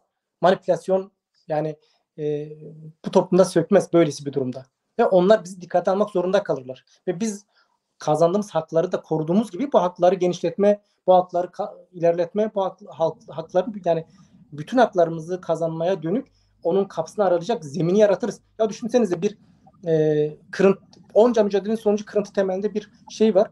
Yani işte iki üniversitede eğitim veriliyor. Ya mezunlar oluyor. Ya, hepsi boşta. Diğer tarafta ana dil hakkın var. Verilmiyor sana. İşte seçmeli ders diye bir şey var. Programları var. O programı bile öyle çeşitli yöntemlerle, politikalarla zorluyorlar ki yani onu bile kullandırmamak için çeşitli yöntemler kullanıyorlar. Çeşitli yöntemlere, taktiklere başvuruyorlar. Bu kadar Zaza öğretmeni olmasına rağmen atama yapılmıyor. Yani dolayısıyla evet, bunlardan bile baktığımızda şunu görmemiz gerekiyor. Bizim e, düşüncemiz yok. Biz böyle bir düşüncemiz yok. geniş bir düzenleme Ayrı durmanın bir lüksü yok ve bu blokların, bu siyasal bloklaşmaların, bu öznelerin, yani siyasal öznelerin bizim dışımızda olanların da bizi dikkate almaları için bizim kendi siyasal öznemizle örgütlenebilmenin dinamiklerini, araçlarını, yollarını, yöntemlerini güçlü bir şekilde açığa çıkarmamız gerekiyor. Var, fazlasıyla var. Ama bahanesiz, buna gerçekten samimi bir şekilde, kolektif bir her kesim kendini dahil ederse bunu açığa çıkarırız. Seçim sürecinde de bu yöntemler kullanılabilir. İşte gerek Ali Mehmetler'in önerdiği, gerek benim önerdiğim, gerek daha fazlası bu taktikler kullanılır. Daha farklı yöntemler hem seçim sürecinde bir tavır sahibi olmuş oluruz. Şimdi daha sonrasında da daha etkili bir şekilde siyasal yaşama dahil, yani toplumsal yaşamın siyasal yaşamında belirleyici bir özne olarak yer edinmiş oluruz. Yani diğer türlü Evet. zazalar gidip işte hiçbir şekilde tek bir cümle etmeyen toplumsal demokrasiyi temsil eden sözüm ona o kesimlere bile gidip angaja olmak durumunda kalacak. Yani kendine ait olmadan, kendine ait hiçbir şey olmadan AKP, MHP'sini yani o cumhuruyla milletini boş, milleti dahil olmak üzere bütün o kesimler, o siyasal egemen siyasal politikacıların dışında diğer siyasal kutuplaşmaları, diğer siyasal yapılar, yani toplumsal muhalefet cephesinde olan sözüm ona siyasal yapılar da dahil olmakla hiçbir şey olmamasına rağmen gidip oralara angaja olmak ya da oralara dahil olmak zorunda kalacaktır. Bu da sahipsizlikten ileri geliyor. Yani siyasal sahipsizlikten, politik alternatifsizlikten aynı zamanda.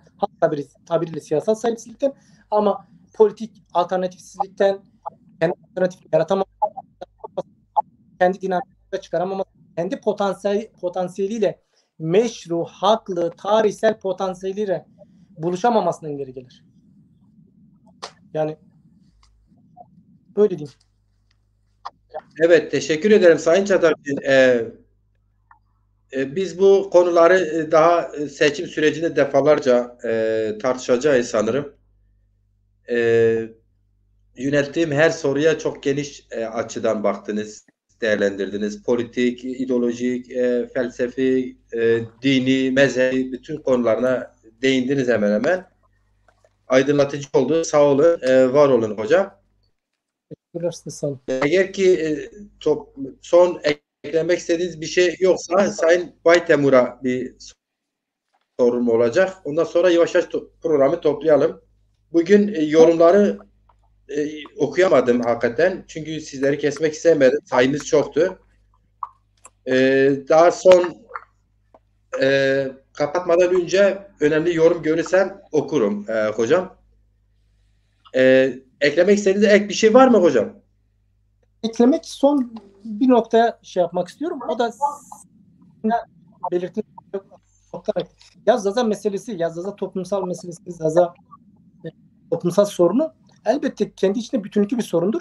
Ya bunun işte bir kültür ayağı var, sanat ayağı var, dil ayağı var. Yani bunun elbette ki politika ayağı ama olmazsa olmaz politika ayağı var ve buna bağlı olarak ideolojik ayağı da var tabii ki. Siz belirttiniz hani acaba eksik olan bu mu? Tabii ki eksiklik var. Bu noktada eksik bir takım bu dinamiklerinde bazılarında ciddi eksiklik vardır. Bazılarında belki o derece bir eksikliği yoktur ama esas da ideolojik olarak da Zaza siyasal hareketinin ya da Zaza toplumsal hareketinin bir ideolojik politik anlamda da hem böyle bir gereksinimi var hem de böyle bir eksikliği var tabii ki. Bu eksikliğin de giderilmesi gerekiyor. Yani bu eksiklik giderilmediği sürece ideolojik eksikliği o boyutuyla o önderlik mi dersiniz ona rehberlik mi dersiniz onu nasıl tanımlarsanız tanımlayın. Ama o alandaki siyasal kurumun yani siyasal kurumun öznesinin kurucu unsurun tam anlamıyla ayaklarının üzerine oturabilmesi ve siyaset üretebilmesi için de onun ideolojik politik önderliğe ya da ideolojik politik gereksinime yani tek yönü olmaz. Yani ya belli başlı olmaz. Bu elbette ki sanata da felsefe kültüre de ihtiyacı var. Onunla birlikte ideolojik politik anlamda da bu anlamda bir berraklığa olgunlaşmaya böyle bir siyasal çizgi açığa çıkarmaya da ihtiyacı var. Bunun da eksikleri tabii ki yansıyor. Öyle diyeyim yani. Kesinlikle hocam ideolojik politik çizgi netleşmesi zorunlu. Bir Zaza genci, kızı, kadını, delikanlısı Zaza hareketine katıldığı zaman Zaza hareketinin politik duruşunu, ideolojik çizgisini kitaplarını, işte materyallerini okuyacak, gerekirse parti eğitimini görecek, o siyasi hareketin eğitimini görecek ve onu gelecekte iyi temsil etmek için onun kadrosu olması için bir politik ve ideolojik çizgisi olması şart. Olmasa olmaz. Zaten kastımız da daha az önce kastımız da biraz oydu. Yani açık siyaset yapmak zorunda. Açık siyasette nerede sürekli bizim dediğimiz şeyleri eğitimi güvence değildir. İşte leçe diyorlar bize. Bunlar değil. Sırf bunları söylersin, bir yere söylersin.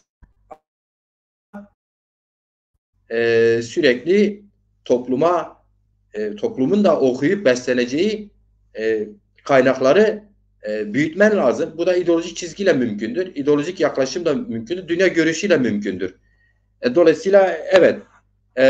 Sayın Baytemur, Deza, şimdi biz seçim sürecindeyiz. Tabii ki ideolojik tartışmalar, sınıfsal tartışmalar, felsefi tartışmalar ayrıca olması gerekir. Biz hepsini yapamayız.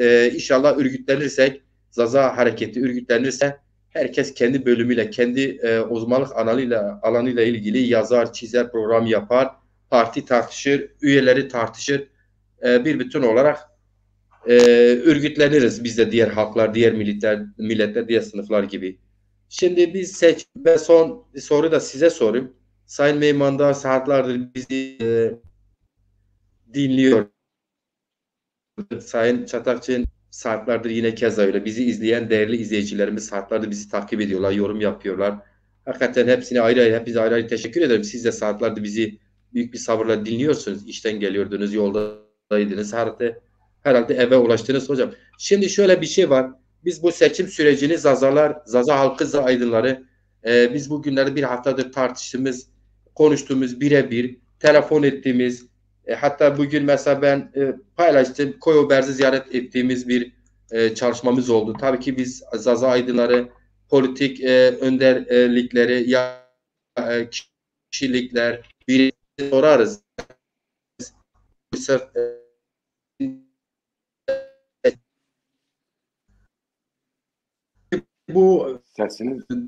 Bu süreçte bütün küskünlükler, bütün birbirine karşı kırgınlıklar herkes bir tarafa bıraksın isteriz. Ve bir seçim sürecine Türkiye girmiş, bir sürecine girmiş. İsterse örgütlü olalım, isterse bir çalışma var. Bugün biraz değiniliyor. Biz bunu sırf bu gündemler program da yapacağız. Ayrıca tartışırız, gelinen aşamaya halka verilir.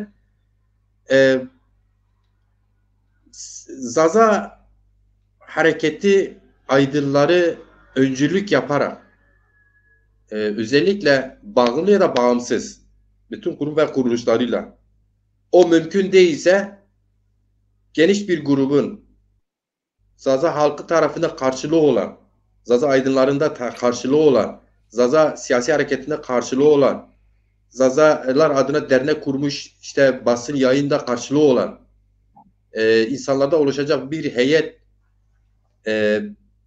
bir deklarasyon yayınlayarak bir cumhurbaşkanı adayını da belirleyerek 100.000 oy kampanyasına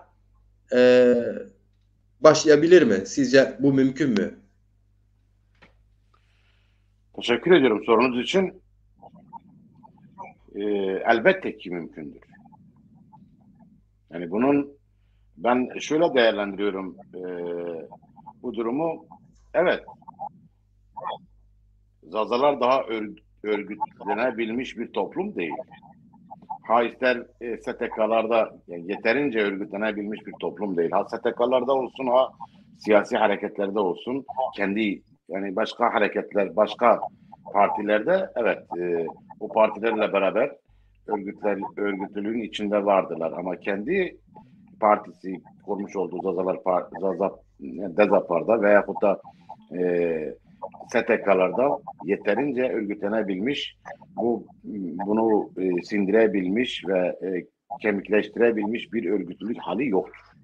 Bu gerçektir. Bu gerçeklikle beraber bugün bize önümüze çıkan bu fırsat aslında bu gerçeklikle beraber ben dedim ki 1000 yılın fırsatıdır bana göre. Çünkü bu bugün önümüze çıkan bu fırsat, bu seçim, bu Cumhurbaşkanlığı seçimi, bu örgütsüzlüğünle, bu zazaların örgütsüzlük haliyle yürütülebilecek bir pozisyondur, bir çalışmadır. Çalışma olabiliyor. Yani illakine Bir kemikleşmiş bir fırsattır diyorsun aynı zamanda. Evet, yani bugün bana göre bugün zazalar daha örgütlenebilinip bir partiyi yönetebilecek konumda kemikleşemiyor olabilirler. İdeolojik veyahut da o birlikteliği sağlayamaz olabilirler. Veyahut da bir STK'larda yeterince diyeyim öyle izah edeyim. Yeterince örgütlenemiyor olabiliyorlarsa da burada bu fırsatta bu örgütlülüğü yeterince gerektiren bir durum yok. Bu aslında örgütlülüğün de önünü açabilecek bir pozisyondur. Sayın Baytemur. Çünkü burada bana göre Sayın Baytemur, araya girebilir miyim? Tamamlasam 2 dakika. Sayın Memandar, Buyurun. bir şey diyeceğim. Belki oraya gidersin. Sayın Çatakçı ve Sayın Memandar bu geniş değindi. Bu şey için sorduğum soruyla ilgili. Yani 100.000 oy, 100.000 ıslak imza toplamak mümkün mü? Bu soruya net cevap. Evet. Ben bunu söylüyorum. Yani bu çalışmayı yürütebilmek için bu zazalar siyasi bir olgunluğa, yani örgütlülük gereği kadar örgütlü olmadan bu çalışmayı yürütebilirler. Çünkü burada bana göre belli bir sürede herkesin her zazanın birbirine zıt kutupların bile ortak bir noktasıdır. Gündem olabilmek. Gündem olunursa ben de faydalanırım, sen de faydalanırsın. Dezapar da faydalanabiliyor veyahut da bir dernek de faydalanabiliyor. Çünkü neden? Belki bizim yazmış olduğumuz bir şiir bir gündem olduğu zaman zaza diye tıklanabiliyor. Misal atıyorum. Veyahut da bir dernek eğer bir Türkiye'nin gündemine düşürebiliyorsa bu meseleyi bir derneğe bir zazalar duyarlılık gösterip buraya gelip üye olabiliyor ve bu çalışmayı her çalışmayı büyütebilen bir durumdur. Dolayısıyla bu ve aynı zamanda şöyle bir güzel yönü vardır bana göre. Bu gelip beraber gelin biz birleşelim, hepimiz birlik olalım veyahut da kemikleşelim diye bir durum da değil. Herkes kendi ideolojik yapısında veyahut da kendi kendi dünya görüşünde kalarak burada zaza olarak bu zaza meselesinin gündem olabilmesi için. Çünkü burada bir seçim kazanma olasılığı yok. Bunu herkes de biliyor. Ve bu 2 ay içerisinde bir gündem oluşturma çabası. Burada herkes kendi tarafında, herkes kendi bulunduğu yerden çalışma yapabiliyor. Yani ben bunu 3 ay yıllar önce söylemiştim. Bana göre bizde pegari deniyor. Yani beraber olmadan birlikte çalışabiliyor olmak. Pegari. Piagar yani. Kelimenin hani filolojiye gidersen kelime parçalarsak piagar. Gar yani mücadele etmek, beraber olmadan. Yani bizde şöyle bir durum vardı. Eskiden mesela belki hatırlarsınız. Birisinin tarlası birisine yakınsa, diğeri o adamın tarlasına mukayyet olurdu. Öbürünün bahçesi öbürüne yakındır, o ona mukayyet olurdu. Burada piagar yani beraber olmadan, ortaklaşmadan dahi beraber çalışabiliyor, beraber birbirini kollayarak bir çalışma yapıp bir kazanım elde edebiliyor her iki tarafta. Ve burada aynı bu durum bana göre ortadadır. Herkes bulunduğu yerde beraber piyagari yani beraber hareket ederek, beraber çabalayarak herkes kendine bir kazanım elde edebiliyor. Bu durumda bana göre eğer gerçekten de yani eğer bunu da bana göre bunu da yapamazsak, bu fırsatı değerlendiremezsek ve biz gerçekten de bunu söyleyeyim, yani bence 20 yıl daha geriye gitmiş oluruz. Yani bu 10 yılda 20 yılda gelmiş olduğumuz noktada bu fırsat, yani bugün doğurdu bunu. Yani herkesin çalışması, herkesin çabalaması bugün bizi bunu tartışabiliyor olmamıza sebebiyet verdi.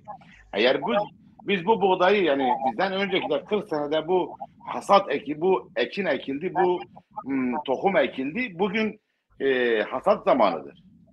Eğer bugün bu hasat biçilmezse bana göre hepsi yağmura tutulur gider yani. Ve bir daha bunun filizlenmesi, bu fırsat bir daha 40 yıl daha gelir mi? Ben sanmıyorum. Çünkü neden diyorum bunu? Gerçekten de bunu diyorum. Yani böyle inanarak söylüyorum. Bu Zazalar için çok büyük bir fırsattı. Çünkü ben Zazaların hepsinin bir araya gelip yani hepsinin değil de %20'sinin bile bir araya gelip birleşebilecek bir potansiyel olduğuna inanmıyorum. Ama burada beraber olmadan, birlik olmadan pegari, birlikte beraber çalışabiliyor fırsatı var. Ve herkesin kazanım, yani herkesin birbirine zıt kutupların bile kazanım kendi yerinde çalışıp kazanım elde edebilme imkanı doğuruyor.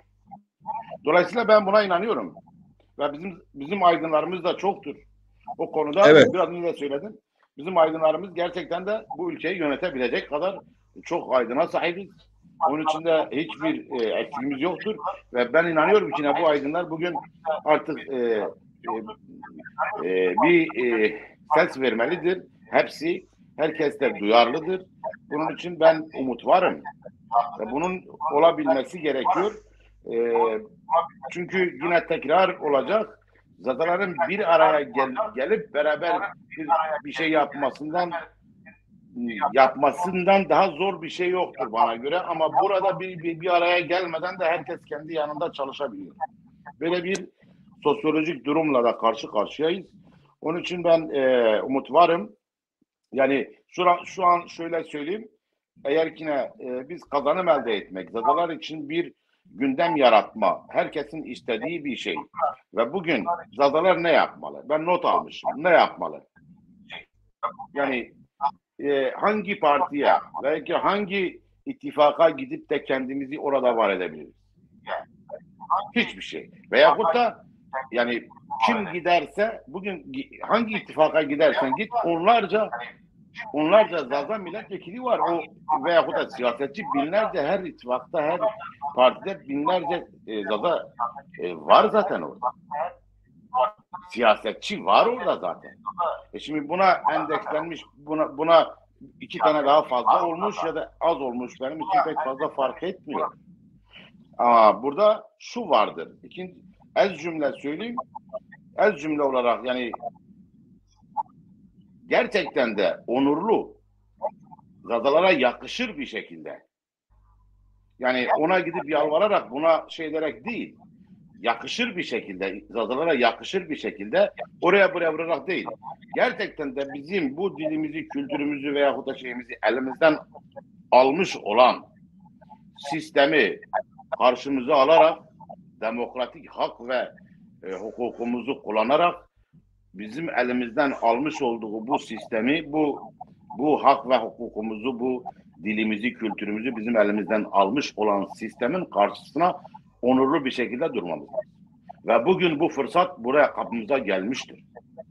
Bunun için de bir araya gelmemiz değil, herkes bulunduğu yerden beni sevmiyorsa benim yanıma gelmek zorunda değil, kendi yerinde durarak bir imza vererek bunu yapabiliyor. Yani bu bir daha gelmez. Bir daha böyle onurlu bir yer gelemez.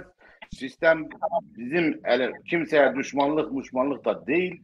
Demokratik bir hak ve hukukumuzu koruyoruz. Demokratik bir hakkımızdır ve ana sütü gibi helaldir. Ve biz bunu bir şiddetle veyahut da şeyle de değil, kendi hakkımızı, hukukumuzu koruyarak bizim elimizden almış olduğu hak ve bizim elimizden bu dilimizi, kültürümüzü bizim elimizden almış olan sistemin önüne demokratik bir hak olarak hiç eğilmeden, kimsenin ayağını yalamadan dimdik ayakta yürüyebilmeliyiz. Bunda 100.000 tane oydur.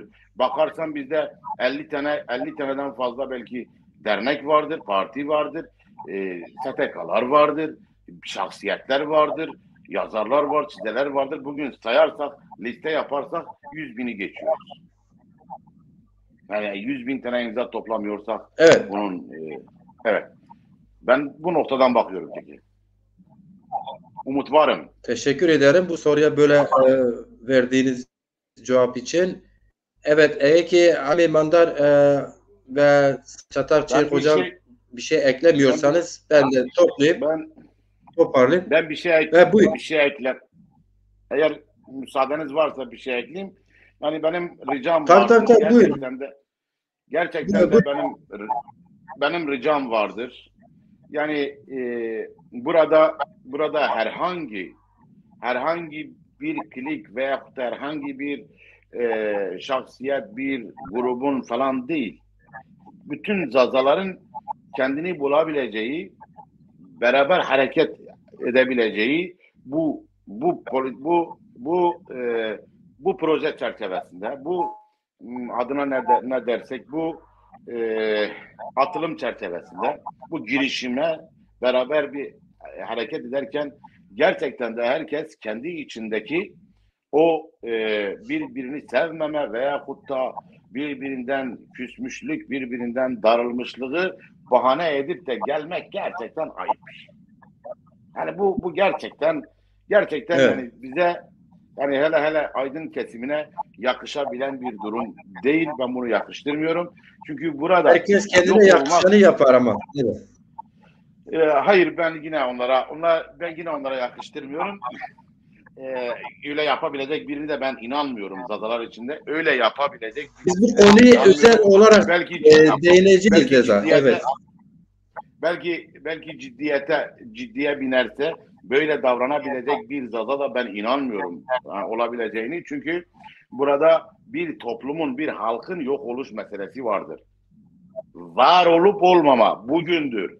Başka gün yok. Ben böyle görüyorum. Çünkü zazalar bir araya getirme mümkünü yoktur. Bu kadar ki de parçalanmış bir sosyolojik durum vardır. Girmeyeyim Alevi Sünnisinden, birine sağından solundan, Selefisinden muhafazakarına kadar, Türkçü Kürtçüye kadar girmek gerek yok. Bunca bir parçalanmışlığın zazaların bir araya gelip bir kazanım elde etmez olasılığı gerçekten zorken burada tarih bize bir fırsat sunmuştur. Bir araya gelmeden büyük bir iş yapabiliriz. Bu ülkenin gündemine oturabiliriz. Hiç zor değil. Ve bunu tepebilecek bir şahsi bireysel itirazıyla, bireysel bir kızgınlığıyla, bireysel bir çatışmasını göstererek de bu çalışmalardan uzak durabilecek insana ben inanmıyorum. Yani olmaz. Belki ciddiyet olursa. Evet hocam. Evet. Teşekkür ederim tekrardan Sayın Baytemur, İsmail Baytemur, şair o erciyayı, ambazo delal. Ve ruh içi pak bu, ruh içi. Ve merdim ruh pak bu. Herçi vurdu ben upak. Ali Neymandar biraz seni çok bekletiyoruz. Ek olarak bir şey eğer söylemek isterseniz buyurunuz, son sözünüzü alalım. Gerçekten program epey uzadı. Maşallah 3,5 saat oldu. Ama olsun. Millet sabaha kadar da tartışıyor. Doğrudur. Olsun. Yok, ben ekleyeceğim bir şey yok. Olsun. Bir daha tartışma imkanımız olursa yine konuşur, tartışırız, fikirlerimizi paylaşırız. Fikirlerini paylaşan arkadaşlara sizlere teşekkür ederim. Yorum yapan arkadaşlara da çok teşekkür ederim. Yani her türlü katkı yapan arkadaşlara teşekkür ederim. Sağ olun.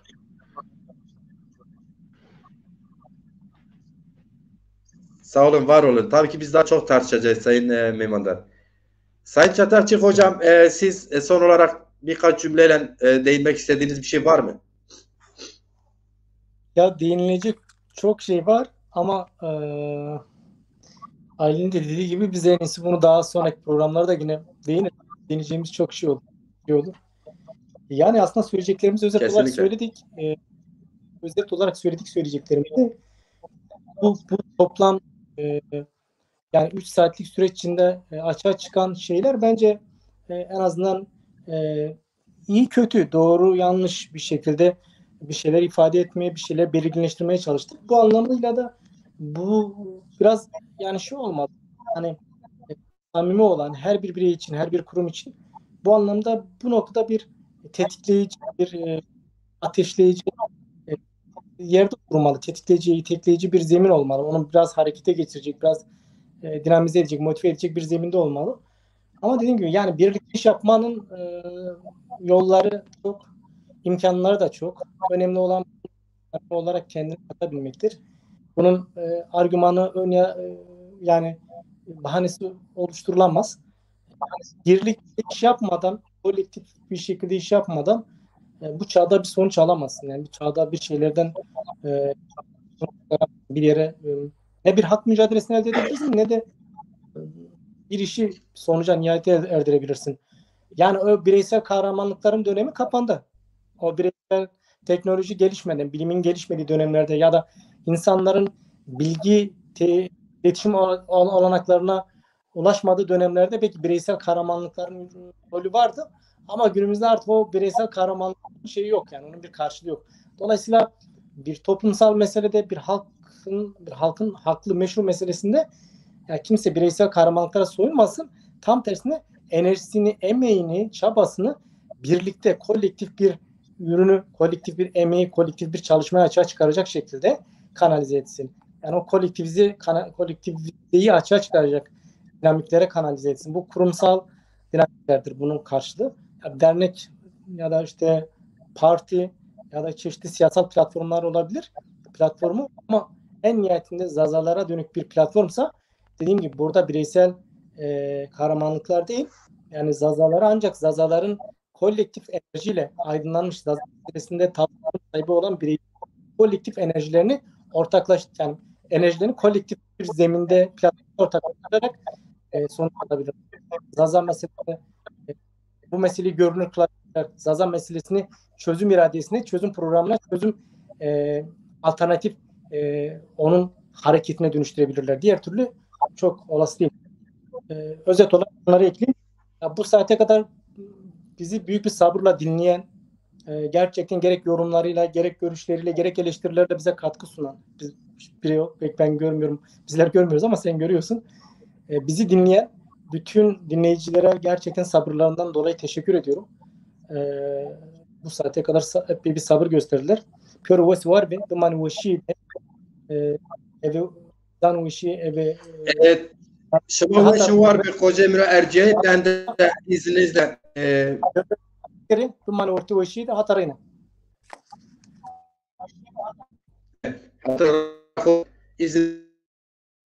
İzninizle ben de bir benim ama ondan önce biz böyle bir girişim olabilir. Hemen işte bazı arkadaşlar öneri bile getirmiş.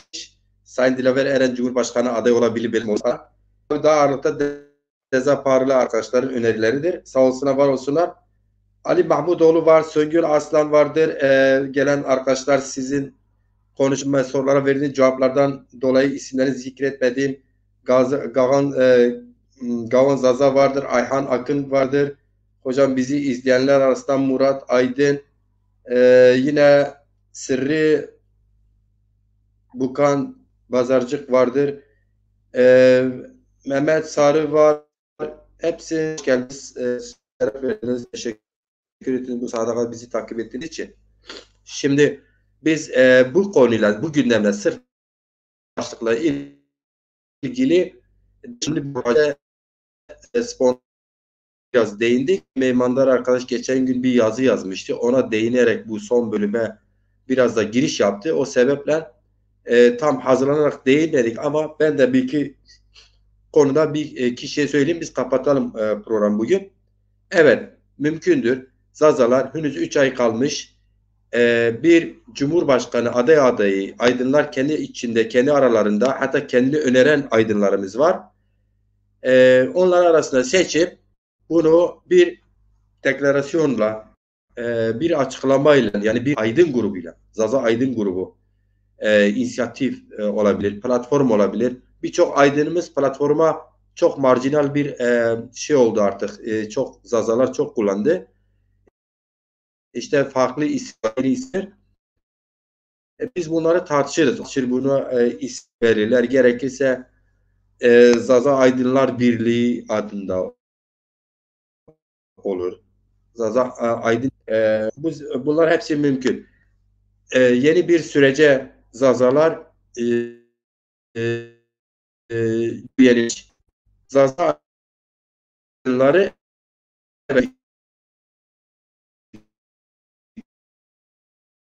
girdi. Alınmıyor. Niye Zaza siyasi hareketi kendi muhataplığını yaratamadı? Bunun nedenleri eleştiri vererek de yaklaşıyor. Çok samimi. Hatta öyle aşırı samimi 10 yıldır Sayın Meymanlar gibi açıktan söylediği gibi yine ziyaretinde zaman zaman birlikte bulunmuş ama farklı nedenlere dolayı Zaza davasını bireyselleştirme çıkarını entegre etmek isteyen yapılar, samimi farklı değerlendiren yapılar birbirlerine dedik ya, muhatabını yaratacağına kendi içinde muhatap yaratmışlar. Yani muhatabı kimdir? Normalde sistemdir. Sisteme karşı kendini var edeceğine, sisteme yapacağı eleştiri üzerinde var olacağına birbirlerine uğraşarak birbirlerine karşı var olma mücadelesi biraz gördük. Onlar dahil evet, kurumsal olarak belki bazıları yer almayabilir. Farklı nedenleri var. Onu daha sonra değerlendiririz. Ama böyle bir çalışmanın doğruluğuna, onlar bile, öyle düşünenler bile bir çalışmanın olması gerektiğine, %100 olmazsa olmaz diye görüş bildiriyorlar. Prensipte doğru bir çalışmadır. Yapılması gereken bir çalışma. Üstümüze ne düşüyorsa, hangi alanda ne yapmamız gerekiyorsa onu yapmaya hazırız diye söylüyorlar. Dolayısıyla olgunlaştı. Bir sürece geldi. Net öneriler, o net öneriler yeni bir açıklamayla bir programda bunu ayrıntılarını o ekiple birlikte kamuoyuna taşıyacak. Mesela bir bildirim paylaşırsın. Oradaki maddeleri takip eden kitleler anlamamıştır. Bunu etraflıca tartışmamız gerekiyor. Biliyorsunuz bir Millet İttifakı vardır. 2000 bilmem 300 kaç sayfalık bir manifesto kendi olarak işte iktidara geçse yapacakları falan vaat ediyorlar topluma. Onlar bile bütün basın tartışıyor. Kendileri yeniden tartışıyor ki toplum bunu anlayabilsin. Topluma taşıma bunu deniyor. Biz de bu çalışmaları tabii ki toplumumuza taşımak için böyle programlar yaparız, yazılar yazarız, paylaşırız. Ekipler kurulur. Zazaların bulunduğu her yerde komiteler kurulur. Buna öncülük yapan bu Zaza Aydın inisiyatifi ve bizler bunu halkımıza görebildiğimiz kadar toplamak hem çok zor. Çok kolay olan taraf 6 milyon Zaza halkı seçim sürecine daha fazla duyarlıdır. Dolayısıyla kendini doğru ifade edersen, doğru anlatırsan, araçlarını doğru kullanırsan, doğru insanlar çalışırsa, samimi olursa 100 bin imza toplamak çok kolay. Dolayısıyla adaylarımız da vardır. Ortaya çıktı bu. Böyle ben de toparlayayım. Şimdilik bu kadar kalsın. Siz değerli konuklarım, Ali Meymandar, Ali Haydar Çatakçı, İsmail Baytemur, şairimiz o vurguyla herkes kendi mecrasında, her yanında ne güzeldir değil mi? Yani düşünebiliyor musunuz? Şimdi İsmail'e desem bir şiir oku, hepimizi mest eder.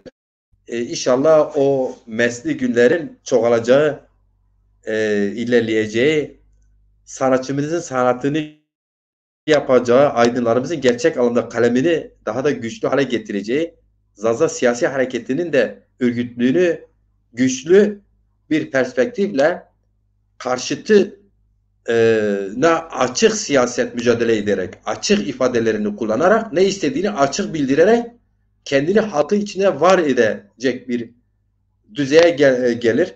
O günler de olur. Çünkü 40 yıl önce başlayan bir mücadele bir kişiyle başladı ama o kişi aslında bir kişi değildi, milyonlardı. Giderek o milyonlara doğru yaymaya giden bir yol var. Bu yola her kim ki işemiş, her kim ki bir cümle kurmuş, her kim ki bir saatini vermiş, bir dakikasını vermiş, hepsi çok çok değerlidir. Hepsi çok çok değerlidir. Onlara hepsi ben Macit Ciran olarak tek tek teşekkür ederim. Bugün geçmişte Ebu Bekir'den işte her kimse gerçekten her birinin bu işte devam eden bir zinciri birer halkaları gibi izlenen bir yol var. Dil, kültür, sanat ve Zaza müstakilliği üzerinde başlayan bir tartışma siyasi tartışmalara kadar geldi, gitti. Şimdi Zazalar kendi gücüyle seçime katılma arzusu noktasına kadar gelmişse kimse alamaz bunun önüne. Ancak biz kendi davamıza bir iyi niyet ve kötü niyetler olabilir. Bazıları için olabilir. Çünkü bu bütün mücadele mümkündür. Biz kendimize engel koymazsak hiç kimse bizi engelleyemez artık. Hiç kimse. Ben düşer, sen devam eder. O düşer, diğeri devam eder. O düşer, diğeri devam eder. Zincirleme şeklinde devam eder ki de kimse bunun önüne alamaz. Ne kimse leşecilikle bunun önüne alabilir. Ne kimse tek kimlik dayatmasıyla, tek ulus dayatmasıyla bunun önüne alamaz. Artık iletişim çağındayız. Türkiye Cumhuriyeti vatandaşıyız ama oturduğum evde canlı yayın yapıyorum. Her bir Zaza başka bir yerde o yayına katılıp düşüncelerini bildiriyorsa ve bunu her şey göze alarak da yapar, bunun önüne kimse alamaz. Dolayısıyla umutluyuz. Umudumuz fazladır. Kesinlikle kararlıyız, inançlıyız. Hepimizde eksikler vardır. Benim de eksiklerim vardır. Eksiklerimle birlikte var olmaya, halkımla birlikte var olmaya, halkımın gelmek için bir taş üstüne taş koymaya çalışan bir yaklaşımın içinde. Varsa eksikliğim defalarca halkımdan özür dilerim. Varsa öneri benim için eleştiri ve öneriyi de kutsal görürüm. Bu da biline. Ben tekrar teşekkür ederim. Bizi izleyenler başta olmak üzere. Sonra siz değerli konuklarıma var olun. Mazazaki destpeker mazazaki beqenere kom in vakti çi vakt be ena ser de hanzaru visti hirinde en programı semede ve çineyi şekli mahay varasini makase kerde ser beko vakti xubi do ser beko jo cümle cerafon bekizi hande yo nokta hande yo pendekin çira fayda bivino o vakti ey veşbo şev bena şoyi veşbo roj bena rojeyi veşbo چه سر بنا اثر یوش بو حس کنی و سه هزار سر ما پیلو او وقت یوش بو بمونو سلامتی حتی نی راینا صبح پروگرامه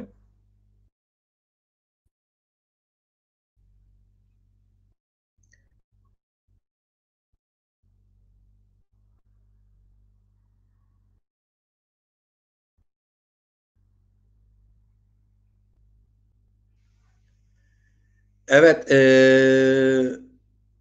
Ali Bira Ali gitti. Ben şimdi canlı rahat olabiliriz. Keşke Ali de gitmeseydi ama zaten hepimiz yorgunuz. O çalışmalarımız son şekli almış. Artık yarın bir gün önerilerle tamamlarız. İsmail Bira. Ali Meymandar da gitti. Haklı olarak o da baktı ki biz yeni bir şey söylersek bu iş uzayacak. Gece yarısı oldu. Uzun Uzun ama şey oldu. Anlamlı bir program oldu bence. Ali Meymandar Bira buradadır, gitmemiş. Düştü Yo, ben demek ki. tam gidiyordum, sesini duydum Ali ya. Bira. Buyur. İyi iyi. Ya şimdi hepimiz yorgunuz da hakikaten bugün akşama kadar Dilaver Eren bize mühlet vermişti. Mühlet vermişti. Biz ona mühlet verdik. Pazar gününe kadar. Geçen gün dedi ki Salı gününe kadar bize dönüş yapmadı. Sonra biz İsmail'le kendisini aradık. Dedi ki sen bize şimdiye kadar bir parti genel başkanını defalarca arama lazım. Çalışma nasıl gidiyor? Bize senin kendin verdiğin zamanda bize dönüş yapmadın. İşte olmuyor. İşte o çalışmamız neticelenmediği için. Ya neticelenmediyse bize söyler, neticelenmemişti. Bize pazar gününe kadar bekleyin dedi. Biz dedik yok. Cuma günü akşama kadar biz sizden haber bekleriz. Olmasa biz çalışmamızı duyuracağız kamuoyuna artık. Şimdi Deza biz İsmail'le bazı isimler üzerinde de istişare yaptık. Kendi çalışmamızı bir değerlendirdik. Dedi ki Avrupa'da Ali Adel Çatakçı'nın dedi ben yani çalışmalara katılmak istiyorum. Siz keza öyle Almanya'da. Ondan sonra Avrupa'da var da İtalya'da ve tabii ki genel olarak da e,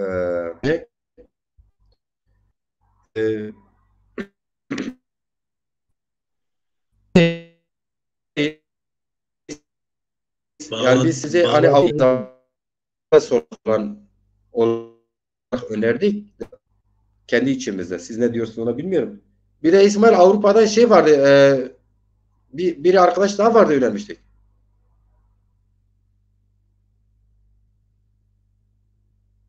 Sen mikrofonu kapalı Deza.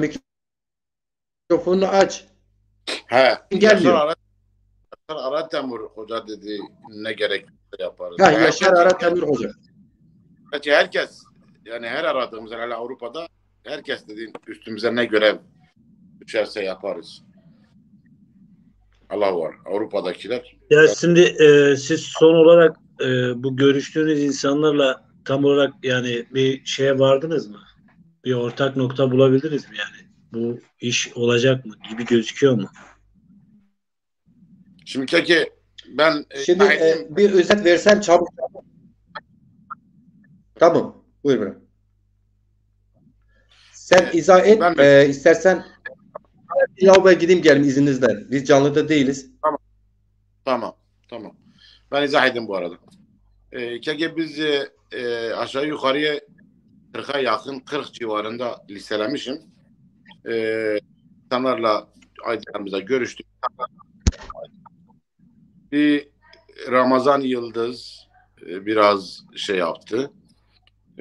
Onun dışında karşı duran yoksa olmam diyen olmadı. O birçok insan evet Zülfü Selcan'a kadar haber ilettik. Şey geldi dedik şey olsun Hakkı Çimen olsun önerisi geldi. Onunla da görüştük. O da olmadı. Macir görüştük gerçi.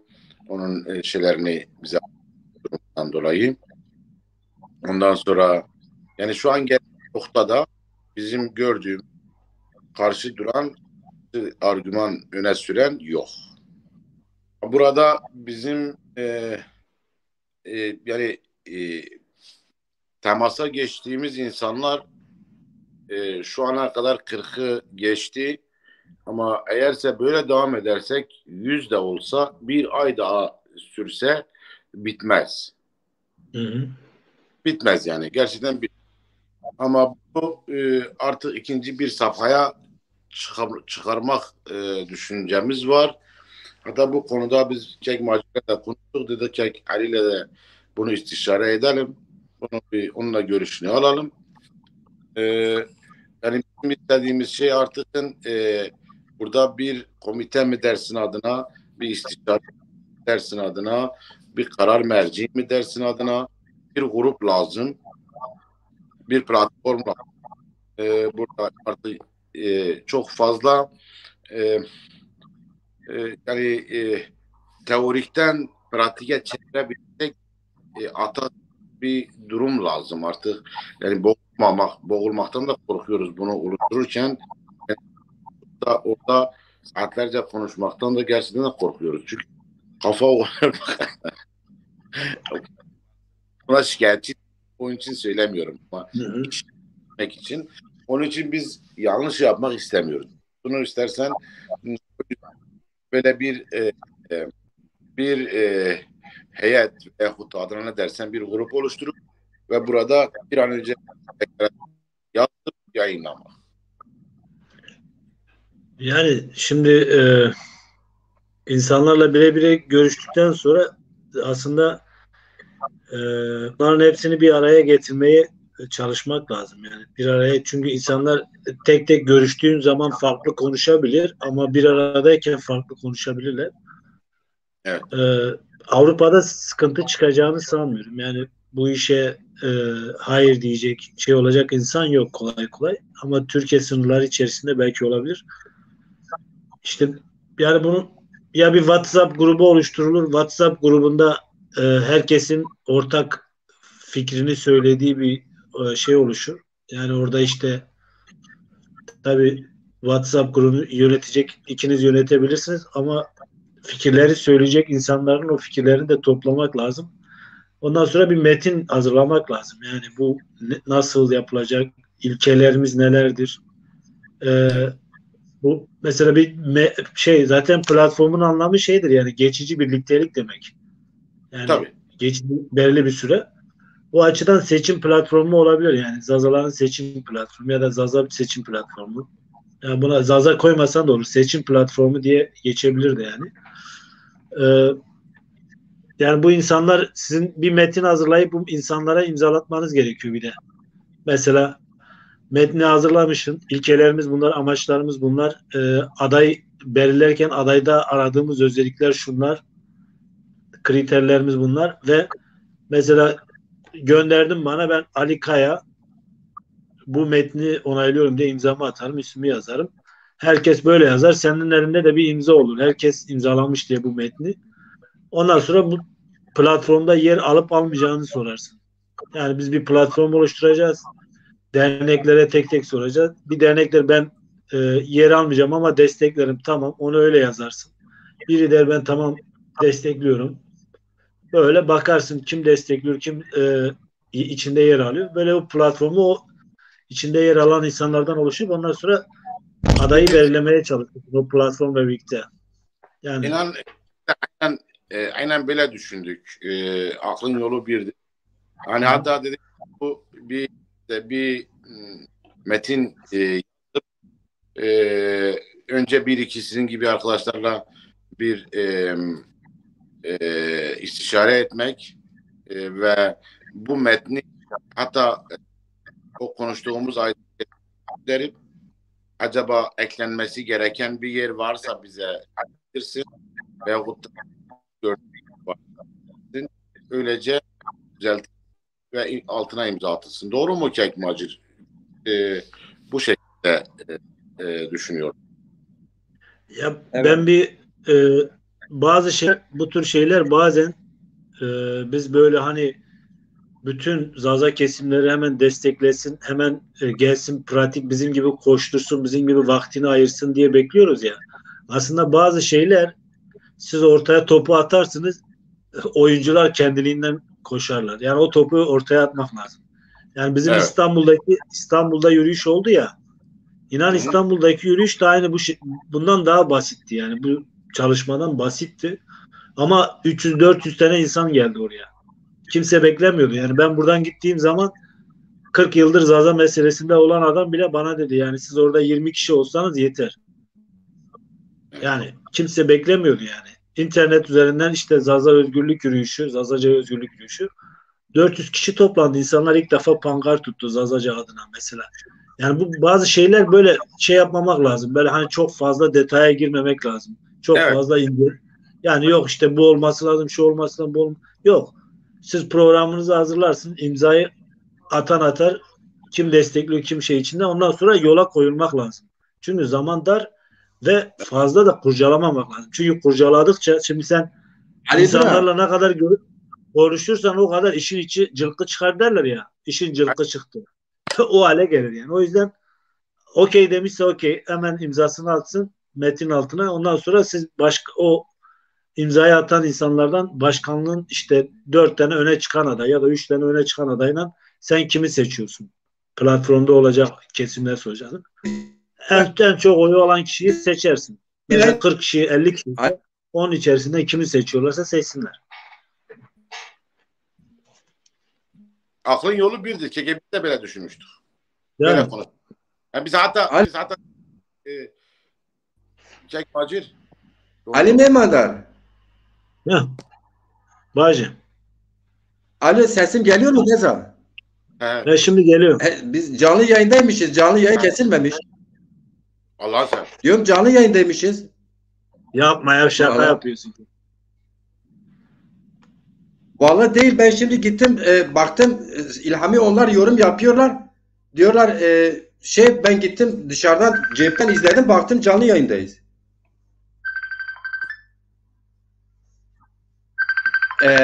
Neyse işte